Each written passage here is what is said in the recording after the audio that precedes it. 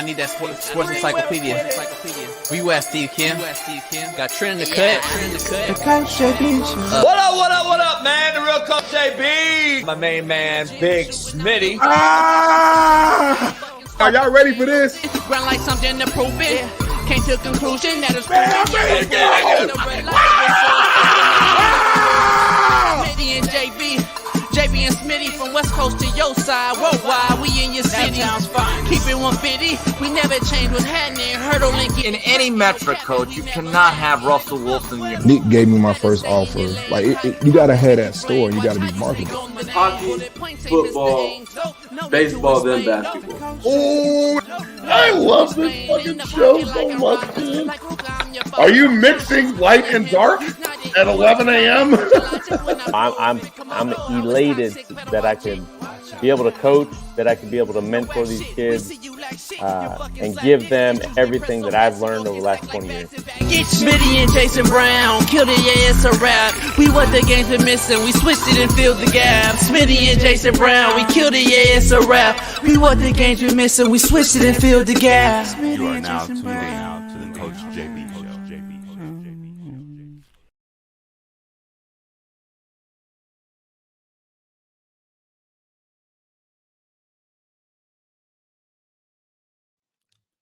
Hello? Can you hear me? Derek. Man, God, I hate this dang phone line, man. I'm sorry, JB. I spent all this dang money on this phone line, and the signal was horrible. I don't get it. Guess what? All right, appreciate you. We got a new deal with Mint Mobile. I just saved your whole life in phone drama. Mint Mobile is now a new proud sponsor of the Coach JB Show with Big Smitty. Stop Big playing. Smitty, your problem's been solved. We got a partnership with Mint Mobile? You talking about Ryan Reynolds, Mint Mobile? Stop playing right now. Hold on. Let me Google this real quick. You can try mintmobile.com/CoachJB and get 3 months free when you use the promo code CoachJB. Hey, man, I just did a quick Google search real quick to make sure you wasn't playing around. They got plans as low as $15? They got plans for $30, unlimited everything. Speed, coverage, data, access to 5G, unlimited talk, text, mobile hotspots. You can talk in Mexico, talk in Canada, and they're built on the nation's largest 5G network.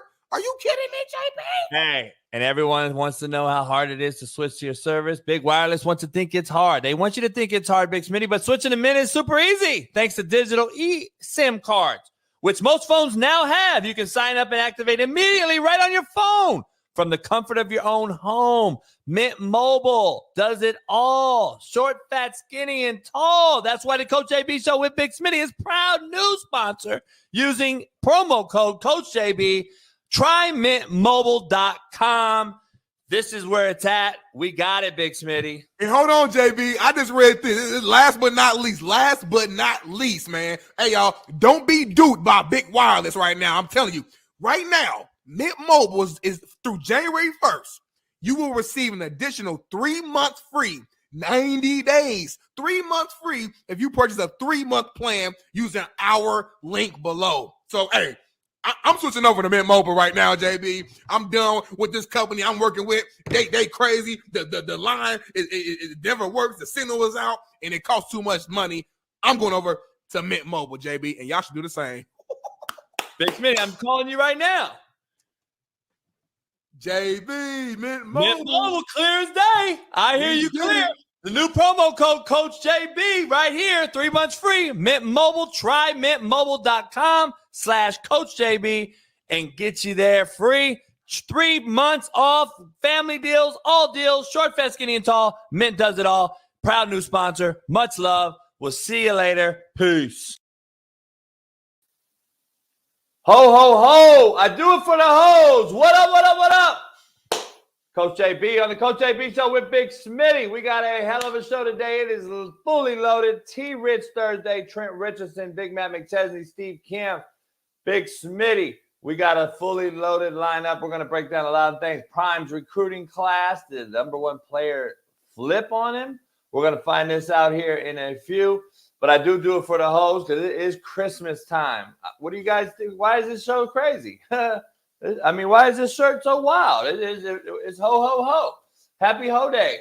Don't get it twisted. A lot of you motherfuckers in here is hoes. And it ain't female-based. Let's break this down. We got a lot going on. I'm going to run through the rundown real quick before we get in. Big Smitty in here, have a little debate. Start the show up. Get you the quote of the day. All that and some more. Short, fat, skinny, and tall. We do it all on the realest show on planet Earth. Pound the like button, subscribe, become a member if you're not one. CoachABstore.com. Go get you some merch, especially the Chiefs Queendom t-shirts are going like hotcakes. A lot of shout out to everybody that's buying those shirts across the country. We even had Cat from Australia. Let's get into it. Jalen Hurts is on the thumbnail. Is he hurting the chances for the Eagles to win a Super Bowl? We're going to break that down today. Mariah Mills, former porn star or current porn star, I'm not sure what she is still going hard in the paint at Zion Williamson. We're going to break that down. Mike McDaniel's coaching video from Hard Knocks that has gone viral on social media. We're going to break him down. I'm going to talk about it. It might be an interesting take on that one. Stat of the day we're going to have today, Arch Manning basically is making more money than Brock Purdy right now. It's just crazy on what's going on at the college football level. We're going to break that down. Speaking of Zion Williamson, Charles Barkley and Shaq has given him a few words of advice. And even after that, Zion didn't change anything, and he is cooked, in my opinion. I think Shaq and Barkley think so as well. Wasted talent, that is the number one question I'm going to ask Smitty. Tyreek Hill has had his third kid from his third baby mama this year. We're going to dive into that and ask, does off-the-field antics affect MVP votes? We're going to break that down. Jets activate Aaron Rodgers, but he won't play this season. Why activate him then? We're going to break that down and dive into it. Florida State ponders leaving the ACC after the snub of the college football playoff. We're going to get into that. Georgia lost players to Kentucky. They're losing players to Kentucky. What is really going on in college football? That is mind-boggling to me. Arthur Blank says we shall see how the season plays out before committing to Arthur Smith, FedEx owner's son, as our football coach. We're going to break that down as well. G League player Chance Comanche and his girlfriend were arrested after being accused of killing a woman in Vegas and dumping her body in the desert. He just admitted to the murder, saying they used an HDMI cable cord to kill her. Unbelievable. We're going to break that down. The Pistons rioting after their 23rd loss in a row the other day outside the arena. Detroit. Monte Williams probably going to be fired as early as Christmas Day. DJ Khaled's son was the student of the month at his school. We're going to break that down for a guy that has all the money in the world, all the fame in the world, still in the front row at his son's School of the Month awards is kudos to him. We're going to break that down. A week before C.J. Stroud officially suffered a concussion against the Jets, he may have suffered one versus the Broncos. And minimum, he should be out for at least showing signs of ataxia, which is obviously a neuro disorientation from having a concussion. He showed that 2 weeks prior, and they did not keep him out. We're going to break that down. We got some white people, some black people shit. We got our top 5 Christmas foods, top 5 Christmas movies. We got some hell yeah, hell nah. And before we get any further, let's get our main man, Big Smitty, in the show. Keep him little just like that, because he little. He like this. I kind of like it like that. I look real good in that small box. You know what I'm saying? I do it for the hoes, Big Smitty. That shit hurt my ears. God damn, give me a headache. Hey, you can handle it. You Coach JB. You Jason Brown.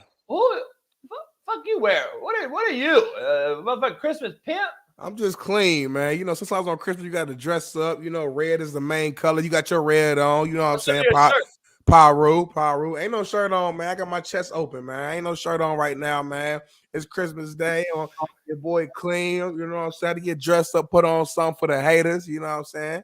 That's how we doing this. That's how I'm coming today. You feel me? Yeah. Don't hate JB. You can't do this. You can't have your chest out like your boy Big Smitty. You can't do it like I do it. I look like a goddamn Mississippi pimp. Hey, man. Have my money on time. What's going on, chat? How y'all doing, chat? Tyler Riddle, I got Marcus Russo. I got TFB. I got Ghost. I got Ryan, Coach Davis, Daniel. Who's that? Daniel Caps Keenan. That's a ton. Daniel Caps Keenan, Isaiah Place. Hey man, we live, baby. We live, baby. I'm lit. we got. Listen, y'all. We didn't get no Mint Mobile yesterday. None of y'all switched over. We still need 989 people to switch over by January 1st, or else we won't have a studio. We're gonna be doing this for 10 more years if y'all don't switch over to Mint Mobile. This is on y'all. Let's get to the quote of the day. This show is brought to you by AQMS. Make sure you guys follow AQMS. If you need affordable quality moving and storage, you need a furniture move, house, couch, side chick, whatever you need moved, AQMS, 888-233-3110. And tell them Coach JB sent you. That's my direct line, 888-233-3110. It's also brought to you by betonline.ag. So make sure you head on over to betonline.ag and use the promo code BELIEVE, BLEAV. And we're going to get you started with the quote of the day brought to you by betonline.ag. Big Smitty, nothing lasts forever. You have to be ready to grow and grow fast. Damn. Nothing lasts forever. You better grow fast. You better grow and grow fast because shit, life swallow you up and never remember you again. So nothing lasts forever. So like me and my wife won't last forever. Me and your friendship won't last forever. No. This show won't last forever. Getting money won't last forever. Like nothing will last forever. Nothing. God, that's kind of depressing. What lasts forever? Life, being born, and death, dying. That's what lasts forever. And taxes, right? Maybe not. Maybe we'll have a revolt and we won't pay taxes. Time out, JB. Hold on. Time out, JB. Before you keep going, Trucker Trev, happy holidays and keep the change, you filthy animals. That's what I'm talking about. Home Alone, baby. Shout out to Trucker Trev, man. And I'm taking half of that this time, JB. Merry Christmas to you, brother. Shout out to you. Appreciate you. He needed that because he about to shut his lights off. I mean, we are struggling out here. They're struggling out here. We're struggling, man. We gotta put the TV above Smitty's head higher, like mine. I see the chat. Yeah, we're gonna back it up. We hire that. See what I'm saying? If that TV was where mine is, you'd be perfect. Then because you can't see the TV because your head's in the way because you got a big old head. You the head of your class. Nah, look. When you put me full screen and you make it wide, you can see everything. You see my shelves real good. My shit real nice. I got the shelves. I got Kobe. I got Kobe on the shelf. RP to Mamba. I got the JB Show mug and the cup. I got the Ball State Defensive Player of the Game award. The Warren Central helmet. Like when you go wide on your boy, the mug look crazy. Don't hate on your boy. Yeah.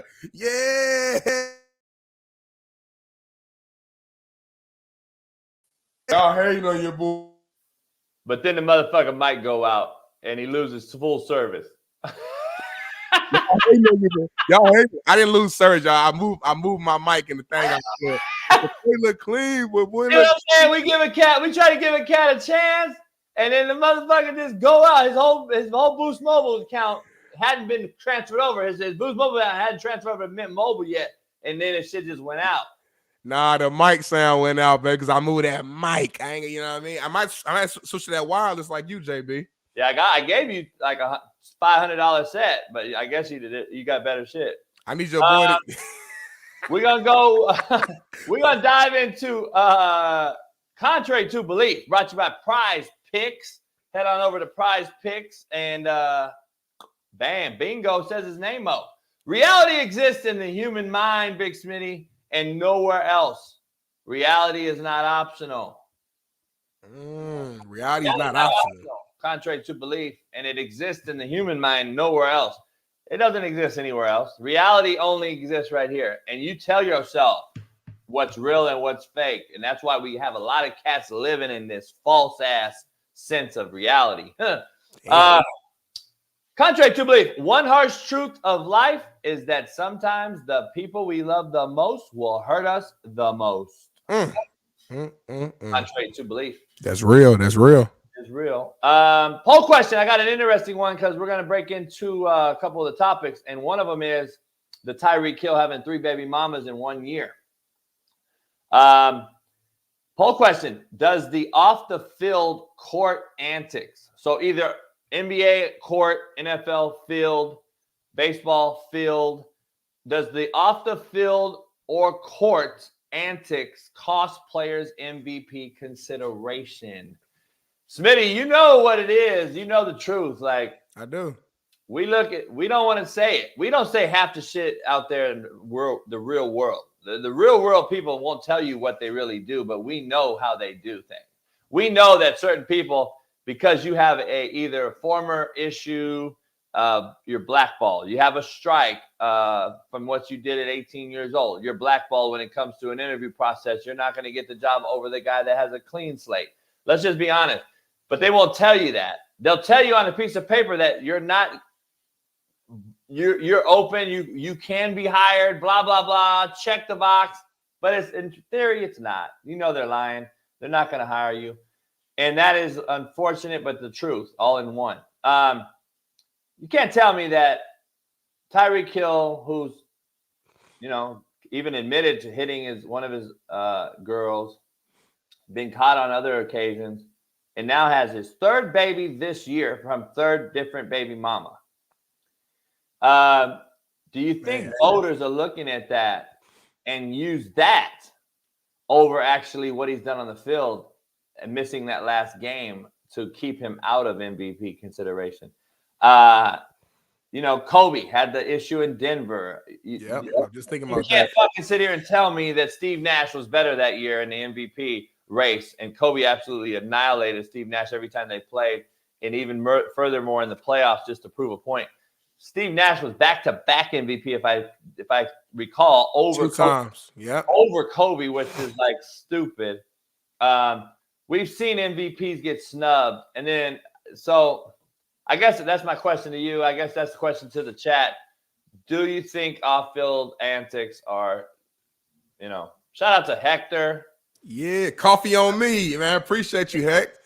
Gene, Merry Christmas, my brother. Hey, y'all coming in strong on a Thursday. Y'all must have got paid y'all must have got that Christmas bonus, didn't y'all? Don't lie to me. Don't lie to me. You got that Christmas bonus. Appreciate y'all. But no, JB, to answer your question, I absolutely agree. We've seen it before. Your Kobe example was the perfect one. That's the first thing that came to my mind. When these leagues are big business, and they have to pick and choose who they want to have be the face of their organization, the face of their league. And they're always going to go with the guy who they feel like is the clean guy, the safe pick. You know what I'm saying? And if they have the option between one guy who they deem as a bad guy or just not moving properly versus another guy who's, the button up, they're going to 9 times out of 10, they're going to go with the guy who's buttoned up. So I do think the off the field, off the court antics or whatever plays a role. It shouldn't, in my opinion, but it does. Shout out to Lucy, man. Merry Christmas, JB and Smitty. Thanks for keeping us entertained all year. We got you, Lucy. And thank you for checking in and tuning in and being a part of this show every single day. Sick, no matter if you're cold, no matter if it's raining or snowing. I know Lucy gonna be in the chat. And Hector, thanks for the gluten-free bagel. I'm trying to get my health on. So I appreciate that extra $4.99, man. Keep it coming, y'all. It's going to be a good Christmas. I might be able to give me one gift this year, JB, from all these presents we getting. You coming over Christmas Eve or not? I'm coming over Christmas Eve, JB. Yes, it's guaranteed to solidify. I'm telling the chat right now, Sunday, I will be at JB's house. You bringing wifey? She got to work. So if you don't want me to come, I won't. No. I'm just debating on my crowd. All right. All right, let's see. She really do have to work. It sucks. So she works Christmas Eve and Christmas. Really? Really? Wow. Hey, and I'm gonna tell you right now. Are we even trying here? FA is loaded. That's all I'm gonna say. FA is loaded. FA can buy the studio right now. Right now, you can buy the studio. Like how they should pound the like right now, pound the like right now. Like no, right now though. Yeah, pound the like. It's not hard. Right now we should have 500 likes. Right now. Pound like. Boom. It's so quick, JB. That's what throws me off. Like all you gotta do is do this. We press one button and it's a like. But nobody does it. But now my wife, she's the nurse, y'all, so she has to work certain holidays. So she wanted to spend New Year's with me this year. She kind of had to pick. It was like either you work New Year's, you off Christmas, or you work Christmas, you off New Year's. So she decided to work Christmas Eve and Christmas. I'll see her Christmas morning before she goes to sleep. So I'll spend a little bit of time with her, but you know, we'll bring in the new year together. So that'll be cool. That'll be cool this year. So that's cool. JB like fuck all that. I ain't trying to hear no relationship type. Yeah. We got a lot to break down in here. We got a lot going on today on the show. Hector dropping just bombs on us. Damn, Hector. Another gluten-free, zero sugar spiked seltzer on me. Well, you know, Hector, I also like the Starbucks brownies too. I'm just letting you know. I'm not saying that Starbucks got really good brownies. You ask them to put it in the microwave for 10 seconds. They take it out. It's slightly melted. Oh, it's so damn good. My mouth watering right now. So just letting you know, Hector, I do like the brownies. I'm going to tell you right now, the best thing Starbucks has, not even close. What's the best thing at Starbucks right now? The best thing on the whole menu right now. Tell me. It's probably the so I kind of combine my shit. I get the mocha mixed with caramel frappe. Is it frappe? Frappuccino. It's like a half and half. Mocha has like chocolate chips, caramel syrup, chocolate syrup, mix it together. Fucking phenomenal. Amazing. Shout out to DHP and Clay D. My people, man. Y'all showing love. I'm about to fucking cry on the show today, man. God. The best thing at Starbucks is the lemon loaf. Oh, the little half, the little slice. That is top 5. I'm not gonna lie. Microwave for 5 seconds. Man, it's so damn good. I can't lie about that. It's good. You take that with a white chocolate mocha hot. Ooh, hot. Ooh. We don't drink cold coffee here. You drink cold coffee? I do both. No. Have you tried the cold though? Before you start having a little pissy fit, have you tried a cold caramel frappe? Oh, that sounds so pause. Cause it's cold. Hold on. So hey, word right? Pause. we gotta come up with a pause list. Like what's pause? First of all, we're not gonna have a pause list because I don't pause. You just did, so it's too late. It's like when I'm in, I'm 3 Streets Oaks, 3 Peas Umps, I'm out. I don't pause. Hey, once you pause, you can't go back. So you just pause. So now you're part of the pause crew, the pause gang. You will now moving forward. Listen, I've been hearing you and Weddle and shit like midstream, just pause, pause. What the fuck? What are we pausing, homie? Most time when I do it, you ignore it. So I be thinking you don't never hear it. So I just kind of throw it in there. When I listen, I see clips go on social media. I'm like, motherfucker, they said pause 6 times. It is T-Rich Thursday. Trent Richardson. We got a lot. I forgot it is Thursday. We're gonna talk about Alabama. Shout out to Jared. I like your hair, Jared. Yeah, shout out, Jared. Shout out. But the thumbnails, Big Smitty has Jalen Hurts on it, and this Chris. We're off tomorrow. We'll be back Tuesday, Wednesday, Thursday once again, and then we'll be off Friday again and Monday for New Year's. So we're off Friday and Monday 2 weeks in a row. And then we're on Tuesday through Thursday for 2 weeks in a row. So we'll have a lot of clips out there from this accurate stuff, though. Yes. Jerry Port said his mother got a I can't say it. Damn, I was gonna say the word, but Paul. He has a pause smoking jacket on. Shout out to everybody out here. Thanks, I appreciate you, brother. Thanks for the $5.99, brother. Hey, shout out to Wooski. The Wooski? Oh, that's real specific. Hold on. Like I said, 2306. That's his last. Like, you know what I mean? Like he gave us exactly what he had. There's something to that. There's a meaning to that. That's some crazy shit. He's either like Illuminati or it's some shit. Like, we may not want to accept that one. You know what? He a LeBron fucking fan. Pull it back up real quick, Bailey. Some motherfucker's a LeBron fan. He got 23 and he got 6. What have been LeBron's 2 jersey numbers throughout his fucking career? He's trolling us right now. Here, Goat James. I didn't even see the Goat James. I swear to God, right-handed. Y'all know I love that. Right hand to God. When I looked at the number, I did not see Goat James on there. I just saw the 23 and the 6. I swear to God, that's crazy. That's crazy. I'm a smart motherfucker, JB. I'm a bad motherfucker on this show, JB, for real. I ain't gonna lie to you. Golly. Connor said, give all this to Smitty. Yeah. You know what? Shout out to you, Connor Siak. You know what? Because we Siak and tired of JB robbing me. And now I got the Smitty Army in the chat now. The chat's like 60-40, JB. It used to be 100% your way. Hey, they gave me a bad rap because, the upside down Coke bottle that was a co-host for about a couple months. She claimed I never paid her, and then we had a contract and all this shit. I'm like, damn, it's crazy. What? Yeah. See, that was so. They already have a reputation. I didn't know. I had no idea. I didn't know you and you know what I mean, had that little upside down, had that little beef. Yeah. She was out. She on Twitter. You agreed to pay me? Really? Show me. I forgot what upside down even looked like. I know you're talking about though. That's crazy. She looked. It's upside down Coke bottle. Imagine that. Yeah, that's a bad look. That's a bad. Big, Master Wu. Big fake titty, no ass, flat. Right. You know what I mean? It's upside down Coke bottle. But if you sitting down on a show like this and all you see is the upper half, it's probably cool little visual. Probably cool little.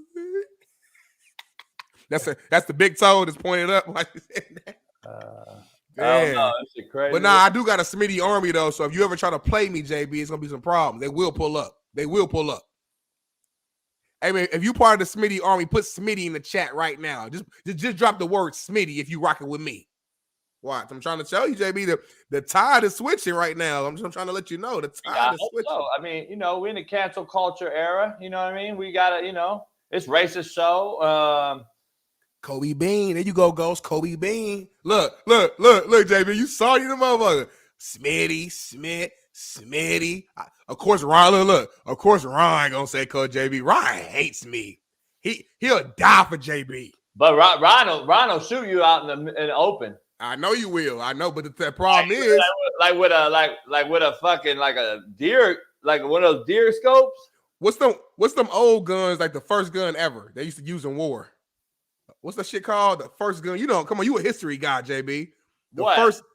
A mullet, what's it called? A fucking start with an M. Fuck, I can't think of the name, but that's the type of a mullet. A fucking, you know what I'm talking about. Musket, homie? A musket? A musket, yeah. I couldn't think of it. Trying to kill me with a musket. I can see that happening. God damn. I said a mullet. How we take Ron off the thing? I don't know. Bailey? All right. Director. All right, so let's get to it. Jalen Hurts is on the cover of this thumbnail. And it says, I think he hurts the chances the Eagles win a Super Bowl. Let's break it down. There's a lot going on with this Eagles team. I think they're the team no one's talking about in Pennsylvania, and we should be talking about them over the other team in Pennsylvania. So I'm trying to figure out why Jalen Hurts is going to hurt them. Bailey, I know I sent you a clip. I don't know if you can find it anytime soon. I emailed him a clip of Jalen Hurts and on this show of me breaking him down before. And I said on this show that he's going to struggle. I also said their D-line was going to struggle, but what do I know? I know Bailey's going to make a vertical clip of it, but Bailey, I don't know if you could show the Jalen Hurts video. If not, don't worry about it. He said 2 minutes, it'll be in. Bailey be on it. Yeah. He'll make no excuses. I said before, though, Jalen Hurts I think I told you they're going to have a book on him, even though we've had this whole debate. Well, this is his 5th year, his 4th year. How is it his 2nd year? And I had to break that down. Remember, I had to break down what his resume really is. I told you that this is going to be an issue. Even though I've liked his progression, I've liked how he's progressed as far as how his mechanics have changed and et cetera. I wish Lamar would do the same and get better mechanically in the offseason. See, Lamar has hit a threshold where he's not going to ever be able to break his bad habits because he's too old in the game. He can't do it now because it takes a complete offseason and maybe even more to change a throwing delivery from 3/4 to over the top and then be accurate with your feet, your off arm, all these things. You can't just, hey, man, today change this shit to this. And next week we're good to go. It doesn't work that way.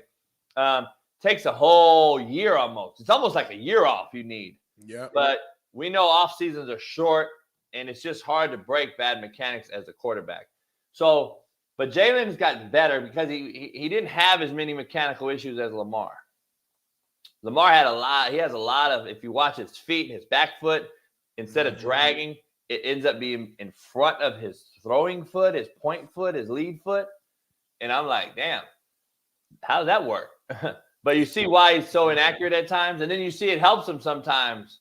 So, you know, we're going to Clay D again. Shout out to Clay D. Damn, Clay got the Christmas. I'll send a stack when Smitty can quit hating on Bama. Hey, I love Alabama. I'm not gonna lie to you. I'm actually going for Bama. Aren't you? This is a Bama. This is Crimson. Roll Tide. I'm going for Bama right now to beat Michigan and win it all. I don't know what you're talking about. We ain't made our picks yet, but that was gonna be that's what I was gonna pick. Alabama. Roll Tide. Nick Saban's the greatest coach of all fucking time. I would never vote against Saban, a Saban-led Bama team ever in my life, Clay. Roll Tide. Let's do it right now. Roll Tide in the chat, baby. You get a tattoo right now for Roll Tide, a tattoo for $1,000? I swear, yep. I get a Roll Tide tattoo. Like even a small one somewhere. Like if he sent 1,000 in, it ain't too much I won't do for 1,000. Pause, obviously. Pause now. No, don't see y'all always say don't be on that weird stuff. And shout out to Showtime Shoot. Merry Christmas. Enjoy the holidays, fella. Now, JB, how much of this $19.99 are you gonna send to me? For Christmas, I'll send you $9.99. Okay. That's fair. That's fair. For Christmas. All right. So Jalen Hurts, is he the issue? Is he gonna cost them a Super Bowl? They went there. You're right. I don't think he's the issue, Jay. I mean, okay, let me rewind. I think he's a part of the issue, but I think it's bigger than him. And I think you were one of the first people who talked about it, like off the bat. There's some tension going on in the locker room between him, AJ Brown, even Nick Sirianni. We saw that clip of Jalen Hurts doing that drill at practice, and he shakes his head like, "Why the hell am I doing this? I'm a vet.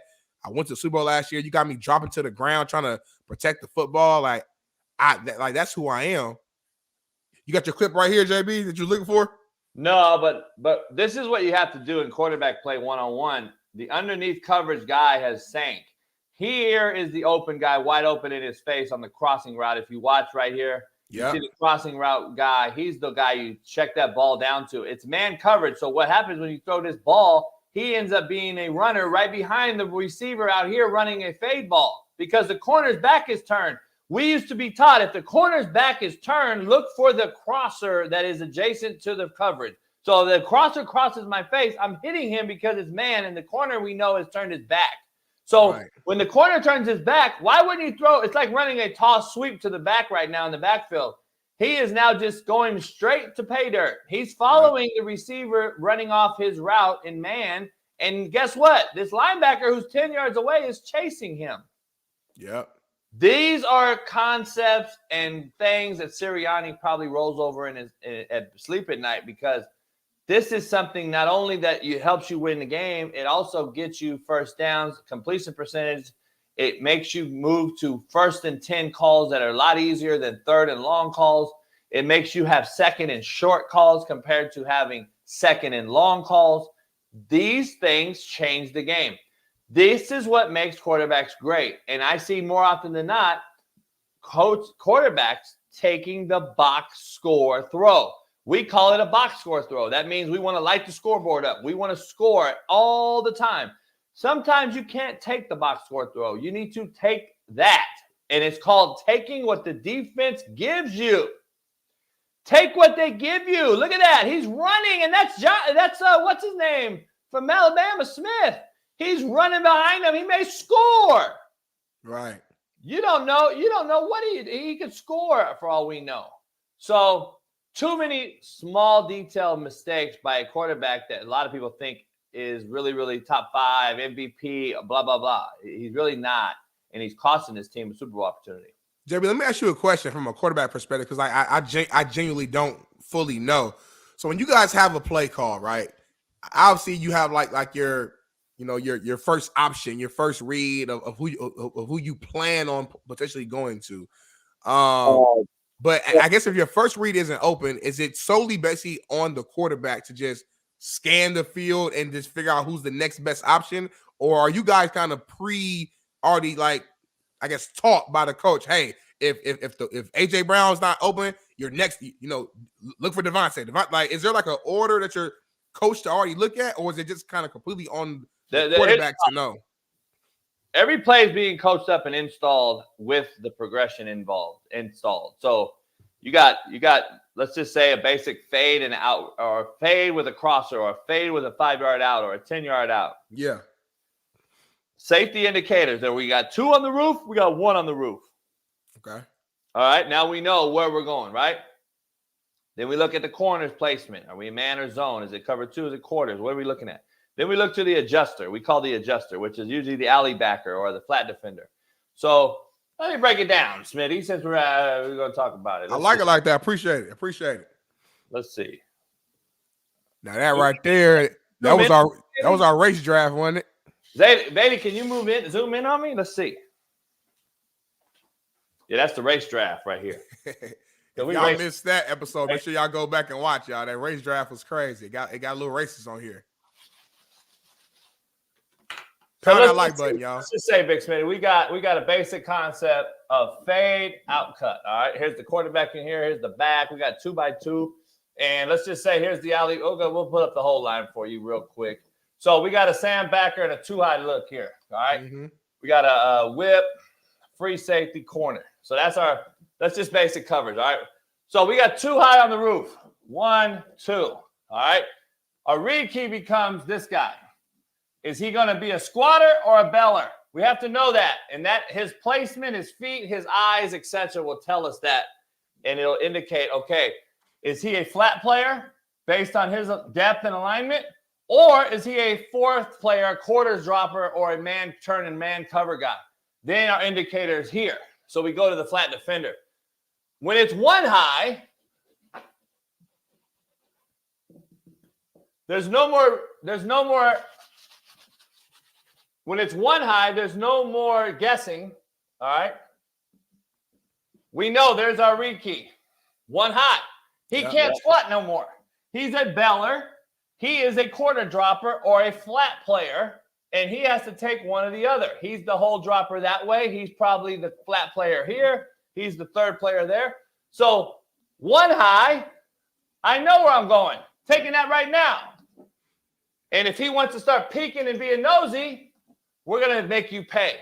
So, and we can do things with the back also from the opposite side to really put him in conflict. So there's a lot of things you can do, but this is the read. This is telling us where we're going with the football pre-snap, unless they get fancy and do some disco dice, roll coverage, do different things. So Jalen Hurts, I don't think understands that as well as a lot of other quarterbacks. But having said that, on that play we just saw, it's real simple. It's a real easy indicator to where's that play at. Now, I appreciate that breakdown, JB. Like I said, I love just learning, and there's certain things at the quarterback position that, just quite frankly, I wasn't in those film rooms. I'm here working folks on the defense and the D-line, so I just love learning and understanding, what you guys are seeing. What is it? See right here. So there's number 30 or 20 right here. Yeah. On the hash. He's on the hash. The corner is backpedaling. We know what he's in. So our indicator, our read key should be the alley player, but they're running a double crossing route. Basically, this is old school double drag. We call it pickle. So we got a crosser and a crosser. So the read key is this flat defender who would be Bobby Wagner on the other side who's coming in this case. So he's blitzing. You replace the blitzer right now. Throw it to Smith right now on the opposite crosser. And yeah, we're gonna have to fix the breakdown on the board. We'll get to it. You know how we fix it, Jesse? Get a fucking studio. That's how we fix the breakdown video board. We'll have it on the big TV. We'll be able to. Yeah, JB got a 90. I don't know if y'all. He got a 90-inch screen TV that you can draw on. We just again, we gotta get in that studio. We gotta go to Mid-Mobile. Now, I love it, man, JB. And I think part of that, too, and I could be reaching, but the fact of the matter is we know A.J. Brown is the lead receiver there. Even though Devontae Smith is a bad boy, AJ Brown is the lead guy. We've seen tension on the sidelines multiple times this season. So part of me also believes that Jalen Hurts was just like trying to make him happy. And I think sometimes when you get to the point as a quarterback where you're focused on making your receiver happy and not just making the best reads, that's when it can start to cause issues. You know what I'm saying? Take a listen to us in August. 3, I'm coming in with the Eagles. Damn. Okay. 3 with the Eagles. I believe they lost pieces that nobody really wants to break down, that they lost, in my opinion, that are irreplaceable guys. I think Jalen Hurts takes a step back this year because of people having him on film for a year with a new rejuvenated passing attack with his platform and his mechanics, which got a lot better. I believe now people will understand what he does and what he doesn't do. And I think that, that's just my personal opinion. Their roster's still really loaded. That was in August. What do I know? I'm Nostradamus around here. I'm telling you, I don't know what else to call me. JB Damas, Jabba Damas.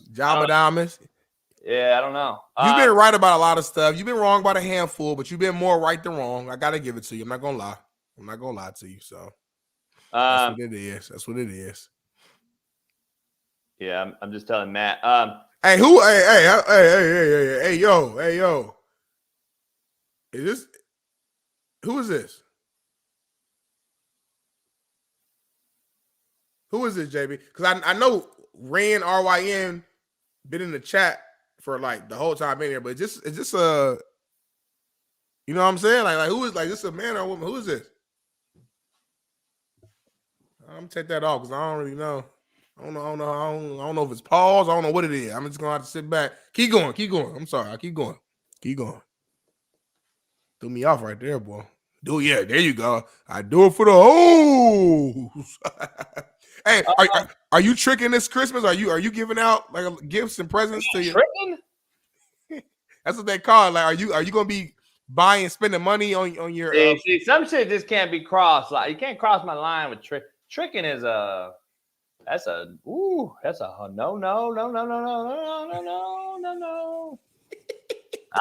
Tricking. I don't know what do they call tricking now? Who's they? Number one. I've heard a few people that I've been around use the term just on some like spending money on you know what I mean, on your associates, on your friends, whatever. Your young cats, boy.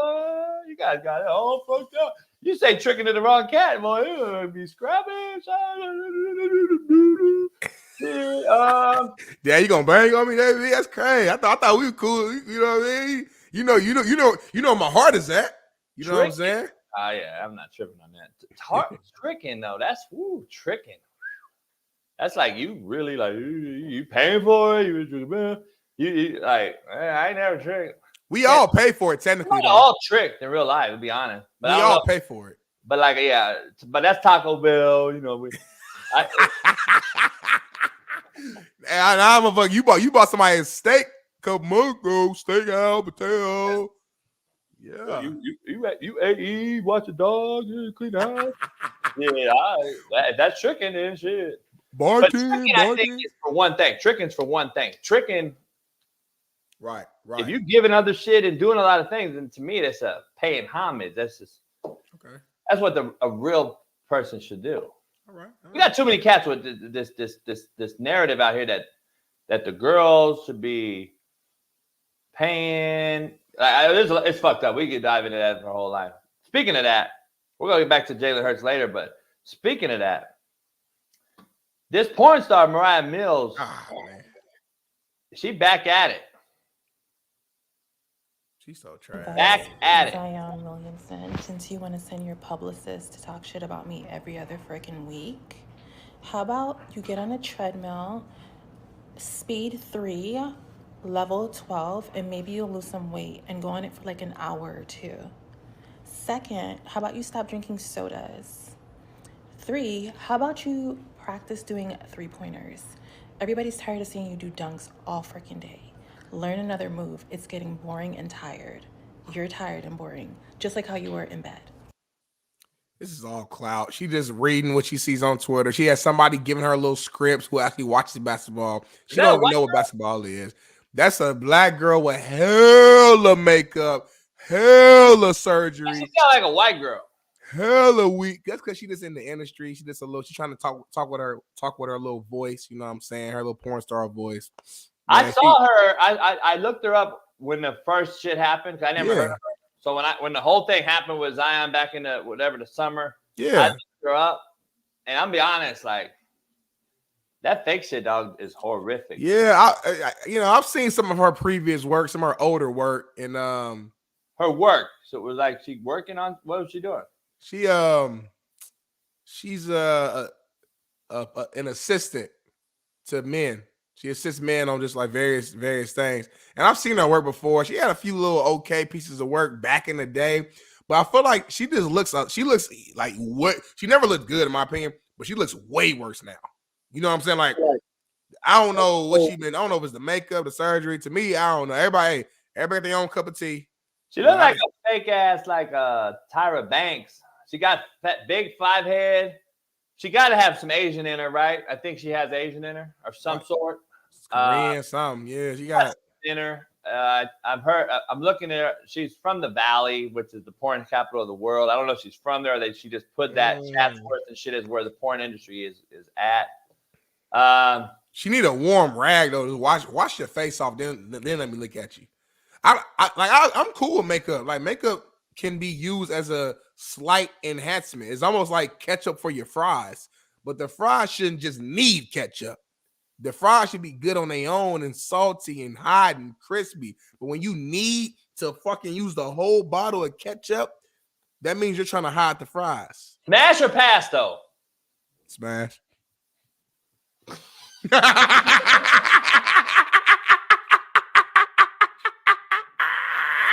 That's how brothers be too. A brother say, "Oh, this and that, man. She ain't that cute. She ain't that. She ain't that." I hit though. That's how it is. Everybody. Yeah, I still hit. And plus, she a free. You know, she nice. It's probably gonna be cool. It's probably gonna be solid. I mean, you know what I'm saying? Like, she's a professional fucker. Excuse my French. Like, this is her job. Like, me and you, we go here, we work. Practice is permanent. You said what? Practice is permanent. Practice is permanent, and she's had a ton of practice. All different shapes, sizes, colors, situations, scenarios, partners. Like, she done did it all. New socks and draw. She done been in close games. She done won off field goals. She done did everything. What's Keith Smith talking about? Keith Smith, you so fucking, you have no idea, young buck. That boy Keith like this with it. Oh yeah, Keith has no idea. I wouldn't even give that girl Mariah, whatever her name is, a squirt of piss. But we'll figure it out. We'll get to it. All right, let's dive into here. Bottom line is, she mentioned something in that video, though. She said that Zion keeps sending his publicist at her. Look, we'll get to Zion in a minute. Mike McDaniel, there's a coaching video out there that shows another side from Hard Knocks, that shows another side of him. I don't know if you saw this, Big Smitty. I was actually very, very happy. I'm happy that there is a side of this guy that... Who's in this fucking room and what we're going to make of it. You with me? So we're going to hit this, and like, if it's brutal, fuck yeah, bring that shit, okay? Because we're trying to do something today that other people won't. Let's just look at it straight in the eyes. It's pretty simple. We lost the game for 15 different reasons. And I have my hand fully in that shit, okay? Trash plan on my part against their zero. There's better shit than having to throw a fadeaway jumper, okay? Now, I've got a quarterback trying to overcompensate for me. I never see Tua miss any throws. I never have to coach him on throws, but the opportunities we had, whoa, shit. And that's what's happening a lot, is overcompensating for your teammates. An elite player trying to take the game in his hands. A heavy turn to try to fucking pick this dude off. Which I appreciate the intent. But let's learn from this shit, understand that we can trust each other. That's probably the quarterback's best play. That was when Herbert threw the ball in the hole. So he's talking to the entire team right here, addressing the whole team. He's talking about offensive clips and defensive clips that obviously the assistants have clipped for the meeting. He's calling them out. He's calling out his star. He's calling out Tua. I think that was Ramsey on that play. Like, if you call out your stars, then you can call anybody. Well, he didn't call him out, but I've seen call out. I mean, he didn't do it to the JB level, but that's Mike McDaniel's way of calling him out. He doesn't do it to Belichick level, Rex Ryan level. He ain't doing it to a lot of people level. Well, Rex Ryan is JB's level. Y'all the same level. Yeah, I mean, I love to have Rex on this show, by the way. I don't know if y'all friends or not. I would love to have Rex on this show one day and just let y'all just talk. I sit back and listen. I get Rex on. I've talked to Rex a few times. Here's the thing. I like that Mike McDaniel's a lot more than the one we see. Maybe he's a chameleon. Maybe he's a chameleon like I am. People judge me all the time. His delivery still is what it is to me, but he's wearing on me a little bit. He's wearing on me. But this is the new generation. You either adapt or die. This is the new coach. I mean, it is what it is. It wouldn't be me, but it is what it is. This is the new, you adapt or die. You learn how to do it. You learn how to, manipulate the room. You know how to read the room. I've always been able to read the room. I've always been able to manipulate the room in a good way, not in a deceiving, shady way, but in a way to get everybody on the same boat, go in the same direction. I think he's doing that. I didn't even know Hard Knocks was still going on. I didn't know there was another Hard Knocks. Yeah, they started, I think, last year where they do like a in-season, like smaller Hard Knocks. So they do the regular camp version, then they pick another team for the NC. I think last year it was my coach, actually, and they do it that way. So it's kind of cool, though. I didn't even know. I haven't watched one episode. I haven't watched it either, but I heard it's pretty good, though. But I like that Mike McDaniel's right there. I like that Mike McDaniel. I think we often judge coaches and players and everybody based upon just the little pieces that we see on the internet or in articles. It's the little moments of coaches talking to the press, which we know is all like BS. Like most of the time, players and coaches aren't going to give you the real because they're coached up by their PR team or whatever to keep things a certain way, make things sound PC. The real is what you see right there in the locker room when it's just the team for the most part in the team rooms. Like that's the real, definition of who you are. So I think, it doesn't do coaches justice for us to be judging them based upon these moments, but that's what we're going to do. We a talk show, media, everybody. That's all we can do is judge based upon what we see. So it's what it is. I'll focus Mike with Dan. He's a brother. If y'all didn't know that, young coach, great mind, and no, he's not. He's my offensive coordinator on my brother and brother team. He don't even claim y'all. If you go to the racist draft and it was Dave Chappelle style, they went up there. The delegation would not even claim you. I think they would. Y'all, if you and Tank and some OG brothers come on there, you would not pick him in the delegation as a brother. For current coaches right now, yes, we got to pick him. For current coach, he's a great offensive mind. Y'all got Shanahan. We need Mike McDaniel. No, not about what you need. You wouldn't pick him as a brother if it was just straight racial draft. But he's not white, brother. Though. He don't fall in the category. He's super not white, though. He actually looks, I would say, Mexican. But he brother, though. I hear you, but like he lit like listen, I have a RIP to my Uncle Red, RIP. My Uncle Red's a light skin. My mom's light skin. You haven't met my mom. My mom, my uncles, my aunties, they're light skinned because my grandfather was light skinned. There's a rumor, we don't know, that his actual father was a white man, but we never asked my great grandma. So we don't know. He was raised by his stepfather who was a black man. So we don't know, but he's light skinned as hell. So we, you think he says the word? Who? Mike McDaniel? For sure. He's a brother. Oh, hell no. Listen, my point of bringing all that shit up, I have cousins who are very close to Mike McDaniel's skin tone. Is all I'm trying to say. I know that. I got homies. I'm not. All right, then. So if you black, you black. That ain't a brother, though. What is he then? If he ain't a brother, what is he? Mexican. Stat of the day. Let's get to Arch Manning's stat of the day. We got to bring this up because this is crippling college football. I'm just going to be straight up tell you. Arch Manning, not only on his recruiting visit at Texas, got over $300,000-$400,000 spent on him, but we suspended Harbaugh for a hamburger. Anyway, Arch Manning made $3.2 million this year as a backup who took, I want to say, 10 snaps. Brock Purdy made $870K this year. So I'm supposed to feel bad about that? Brock about to get paid after this year. He about to make all that money back. He about to get a fucking... Everything just went over your head on that, huh? I know why you saying. I just don't care though. At the end of the day, I'm not gonna like. Listen, if y'all want to pay me because of my name, my last name, fuck what I'm doing on the field. I can't control what a brand's intent. They're paying Arch Manning because his last name is Manning, and he's on Texas, and he has a huge following, and he might be a starter, and he might end up being good. They're paying on potential. There's ramifications though from this right here that's going to trickle up, and we're paying dudes before they even ever drive the car. They don't even have the keys. They just, here you go. You don't think that's an issue? You don't think a scrub ass is getting paid in this whole process? We saw the number one JUCO player. I think Ole Miss signed him. He committed to Ole Miss yesterday. He rolled up in a Lambo.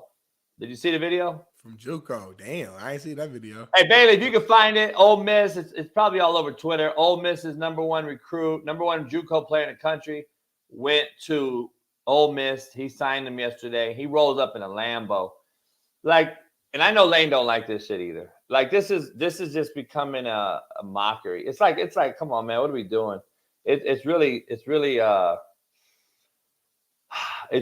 disheartening because the smaller cats in this thing are now thinking they deserve big bags of money. The 2-star guy now thinks he is a Lamborghini driving 5-star. Like, this is what we have become, dog.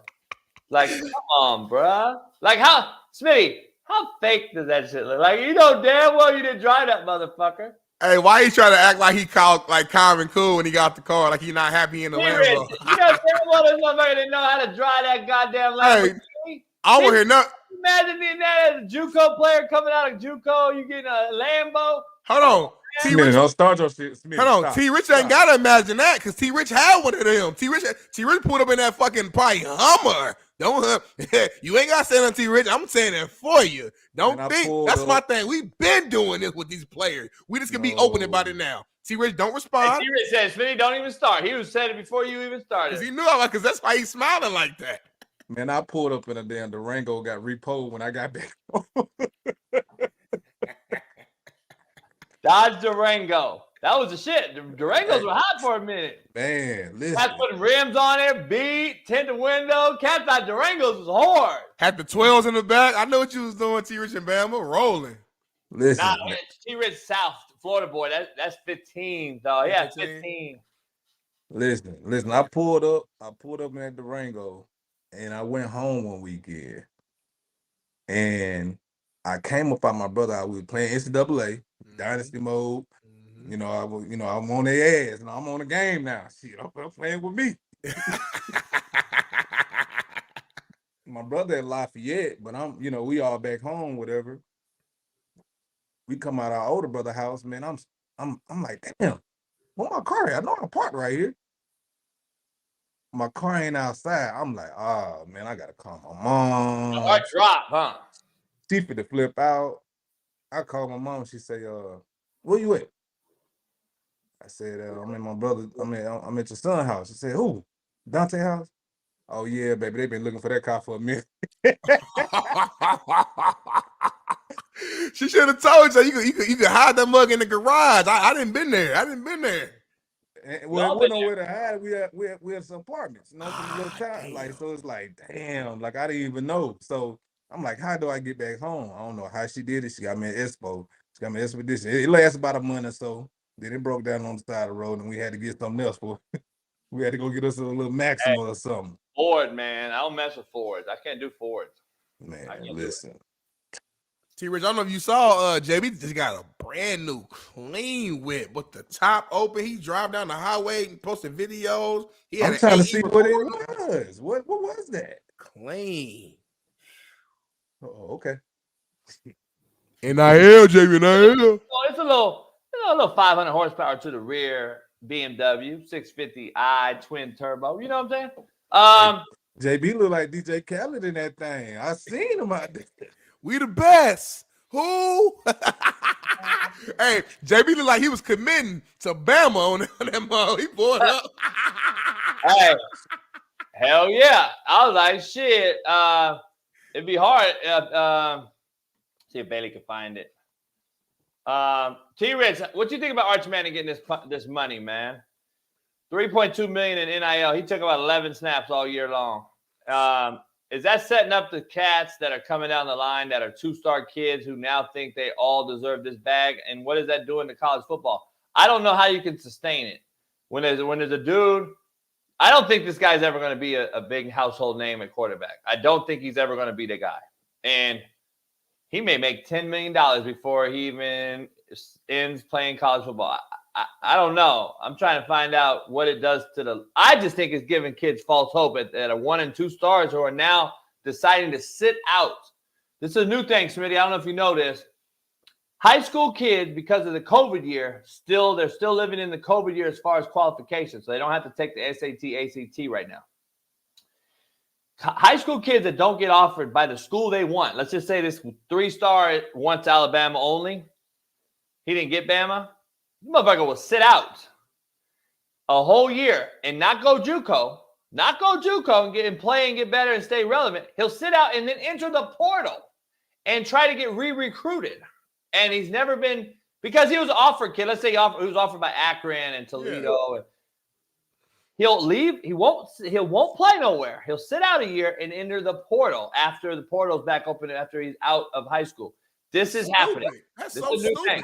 It's a new thing, dog. I'll tell you right now. Why would a coach now offer you a bigger offer a year later and you missed the whole year? If you wasn't a 4-star coming out when you just got done playing, how did you improve your game from a year of not playing football? You don't get better by not playing. That makes no sense. Hey, Smitty. Hey, T-Rich, what do you guys think? This? I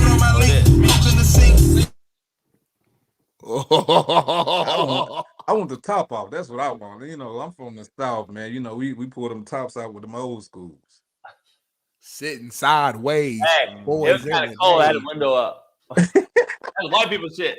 Yeah. That shit kind of hard. I ain't gonna hold you. Listen, you gonna ride them with that top off. We can't get that thing tinted, then. You can't get it tinted. Mm-hmm. Ain't no See, that's the thing. That's the thing. That's why I was like, I don't know if I could tint that. Yeah, you can't tint that. You gotta Hey, you ride with that top off. Hey, Latrell, what you so nosy about? Latrell, call me on the side, Latrell. Call me on the side. Hey, Rich. Latrell was a former running back of mine. Come on, man. You know the game. What are you, 6'9", motherfucker, the rapper? Oh, snitch ass. Hey, Master Splinter. Hey, where you at, T-Rich, with this porn star, Mariah Mills or whatever her name is, calling out Zion again? And where you at with Zion right now with Charles Barkley and Shaq calling his ass out and saying, hey, man, you go from 35 and then the next day you get 10 because your ass so goddamn out of shape. And then Shaq said after he called him out, and then, Zion was like, well, if he's being positive, I'm down and all this. But then Shaq said again the other night, was like, man, I looked at him in the eye. He don't want it. Because I would be so pissed off at a Shaquille O'Neal calling me out that I'd come dominate the next night. This motherfucker show up, have 9 points, 3 rebounds. And Shaq was like, he a waste of talent. You see a waste of talent in this cat? Is he done? Man, you know what, man? I like the kid, within itself. But I just think, bro, the culture, man, it's so soft. And I'm not, not saying that the kid is soft, but I think the way of him thinking, like, I used to say this shit all the time. When Bama didn't, they wouldn't win when they went in the playoffs for the last couple of years. When did the media matter? Like, inside the building? Like, when was that any time of impact, bro? Like, if anything, like, yeah, where's the fuel? Like, where's the fuel? So this is what happens, man. People start getting paid this big money. People start getting people around him that he shouldn't have around him. And he started looking at his own stats. I've been there before. I've been there before, bro. When I started doing that, everything started decreasing. And so when you're talking about this kid, man, this young man is just like, bro, like, hey, be you, bro. Like, fuck what damn what everybody else said. Like, them guys done had they role, they done played their game. They just want you to be great. They believe in you. Like Shaq said, bro, I wouldn't have said nothing to you if I didn't believe in you. I ain't saying it because I like you. I can give a damn about who you is, because if you ain't showing me nothing on film, then who are you on film? Who are you on film? Just another big guy, just another guy to sit there and say, I made it to the NBA. Trust me, I've been there, bro. But what you don't want to have when you got all this potential at a young age, you don't want to throw that away because you're stuck in your head about something. Because I'm only talking about this because I've been there, bro. And I didn't know the professional side of it until the end of it.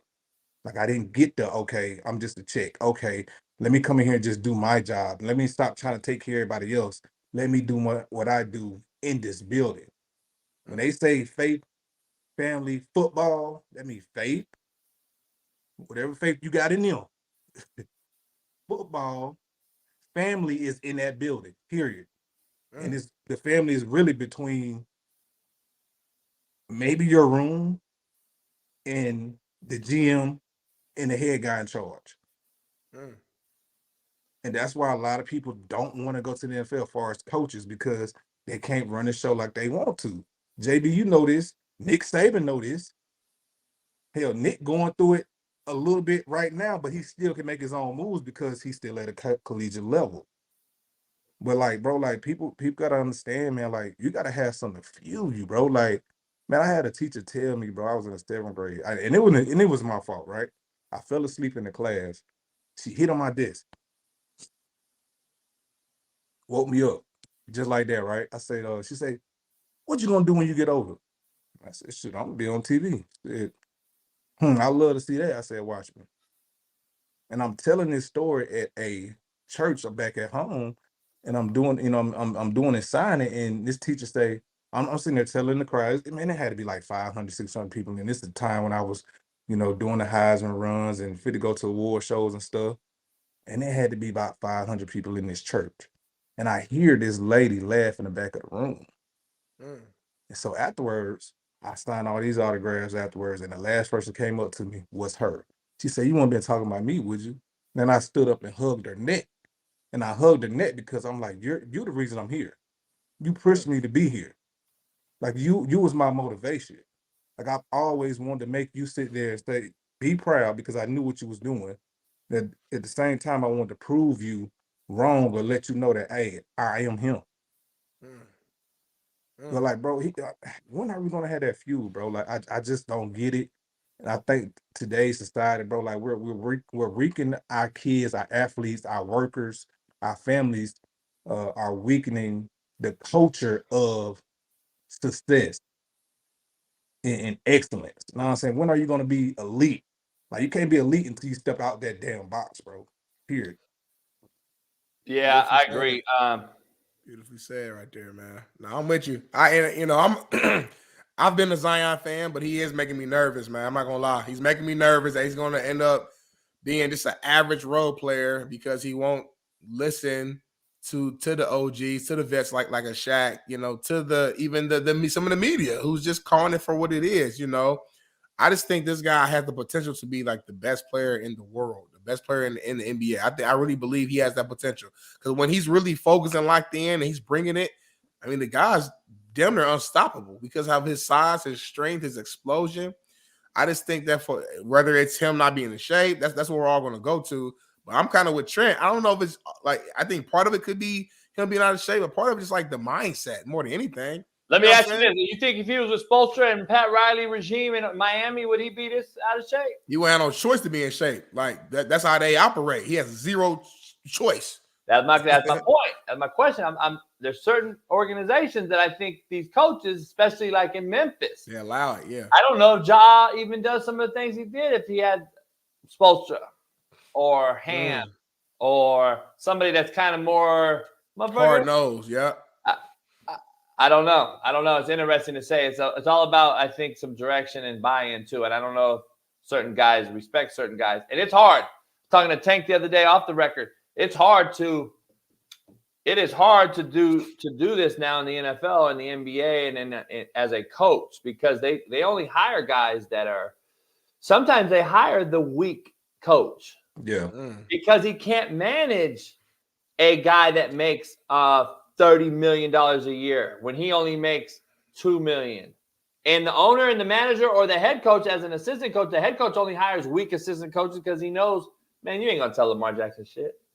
He ain't gonna listen to you. So let's just hire a guy that's just over here on the side, or a guy that doesn't challenge him, because he can't be challenged mentally because he knows he'll crumble because he's already got the bag. I just had to talk about this with some major coaches the other day, and I was blown away. I was like, God damn, because I got a good friend that coaches Lamar. I got a good friend that's in Tennessee and with the Titans that coaches, and they're like, dog, it's really true. It really is. Because I always wonder, like, why the fuck are you hiring an old-ass, white, fat, tight end coach who's never played or coached quarterbacks ever?